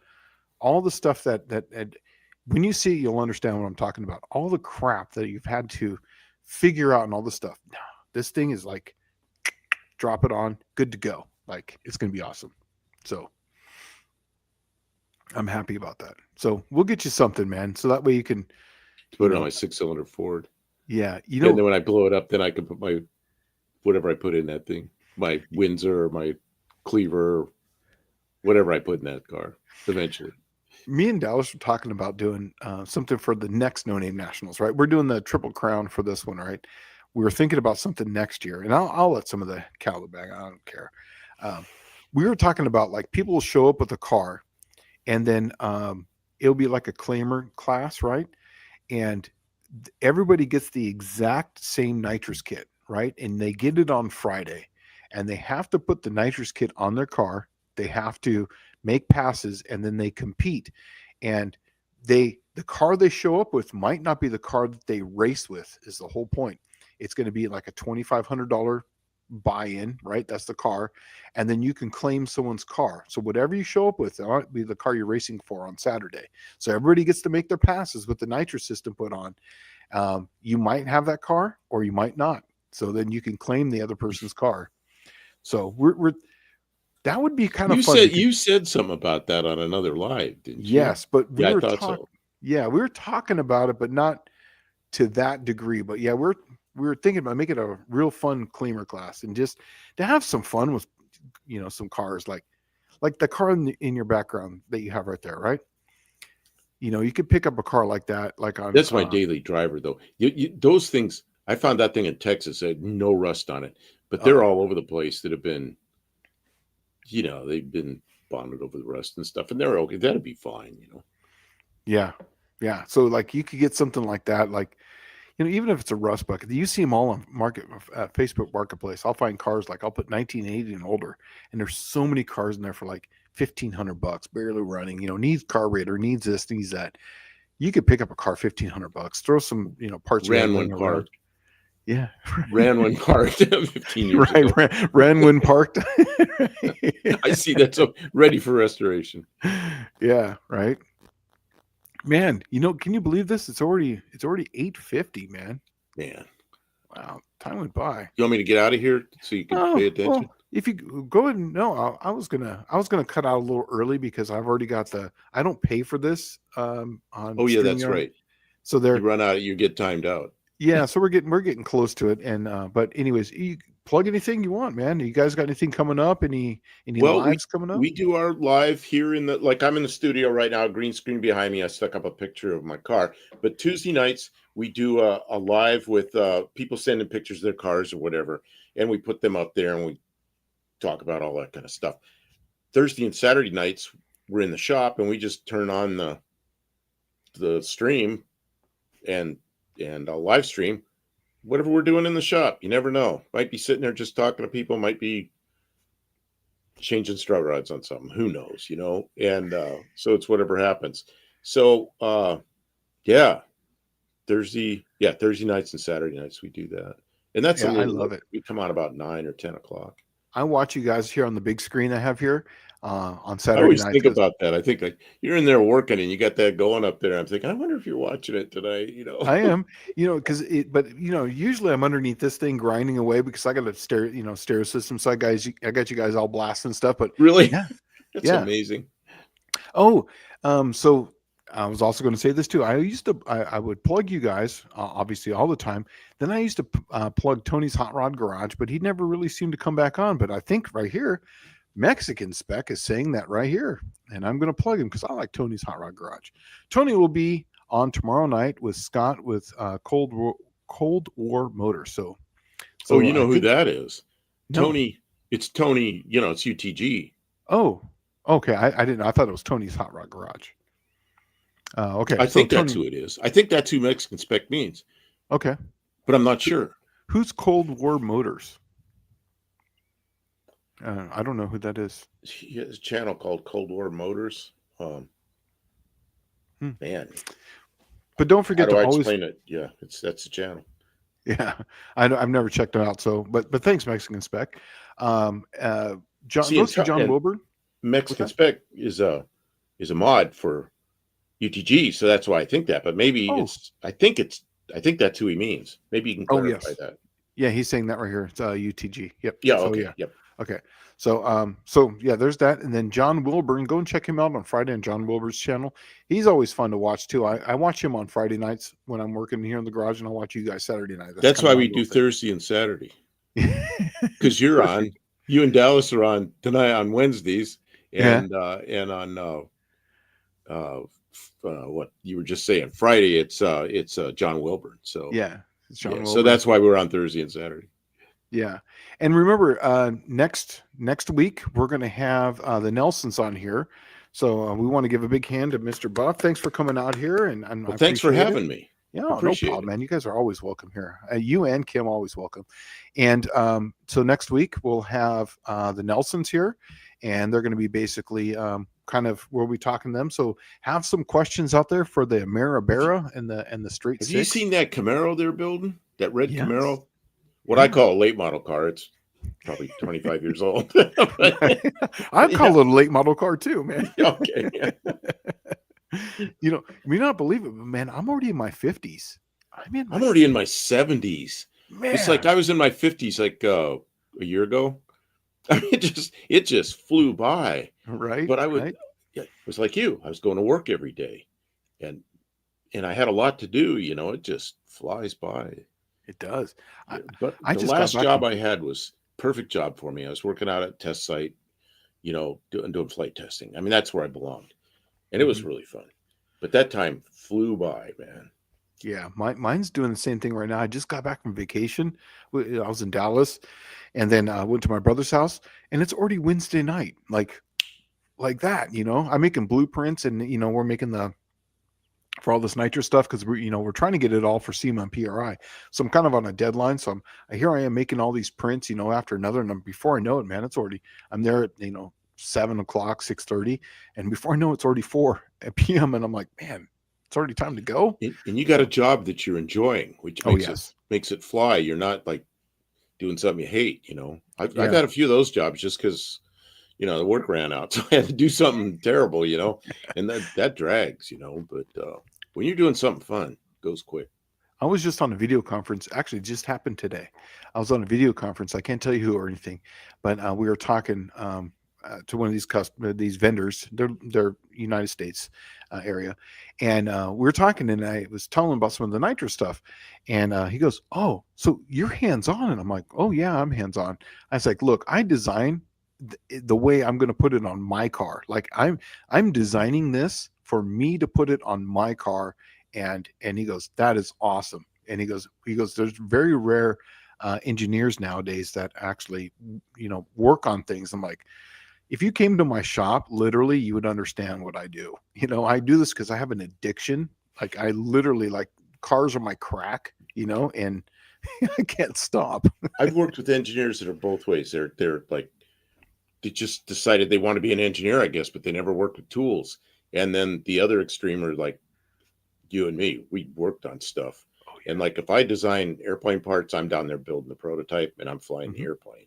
And Yeah. when I'm flying the airplane, I know every part. Something happens, I know exactly what happened as soon as it happens. There's no mystery, It's like, okay, Yeah. I know how to handle this, And it's just such a different thing when you are that intimate with a new thing, Yes. And it's just that's the way to be, Yeah.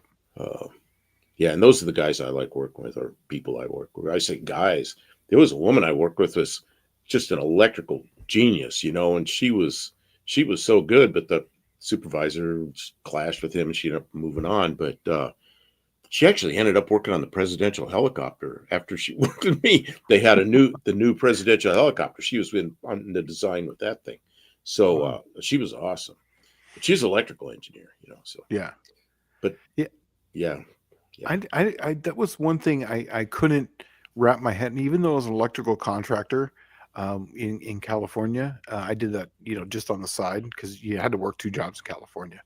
I just never electrical engineering never really excited me. I could do it, but it just didn't excite me like the mechanical. Because mechanical you basically do it all. You can get a little electrical, you can do a little of everything, right? And that's what I liked is I didn't want to just keyhole myself into one thing. If I had a little electrical job, yeah, like I do that here at Edelbrock, I basically do all facets of everything. And I think that keeps it fun because I get to try all different things. Well, I worked on mechanical aircraft, with mechanical controls, Hmm. cables, tubes, all this kind of stuff Yep. until '04. It really kind of started. By '07, it was everything I was working on was fly by wire. Yeah. So I'm not an electronic guy. So other people designed that stuff, but I did the aerodynamic stuff and the structures. And what the electronics did for me, I could design things that were unstable. And sometimes you want things unstable because they handle better as long as you can control it. You know what I Yeah. mean? And we'd have like something that would sample the position of the airplane, which way it's going, like 100 times a second. You know how good that is? Because now if you want to make a turn, I mean, the airplane wants to turn anyway. The Yeah, that's right. electronics are making it go straight. So, you could really make things happen. It's fun, but I was not the electronic guy. I knew how Yeah. it worked, but not when I got getting into the weeds. They had to do that. All right, man. Well, we're going to get Yep, out of yep, here because this thing's flashing at me. But once again, go and see them. yep. They're going to be there on Tuesday nights and Saturday on Friday, Buff Del Campo. Sorry, Thursday, Saturday. Yeah, sorry, Thursday, Saturday. I'm sorry, Tuesday, Thursday, Thursday, Saturday, Saturday. and then go see Mr. John Wilburn. And on Friday, go on John Wilburn's channel. And Buff Del Campo, man, I'm telling you, thank you for coming out here. And I always have you up on in the background. Always know I'm always lurking. Well, So thanks for having me. no problem. And once again, next week, the Nelsons will be here. But until then, we're going to see you guys later. You guys take it easy. Have a great week. Thanks for stopping by. All right. Take care, man. All righty. You guys have a good week.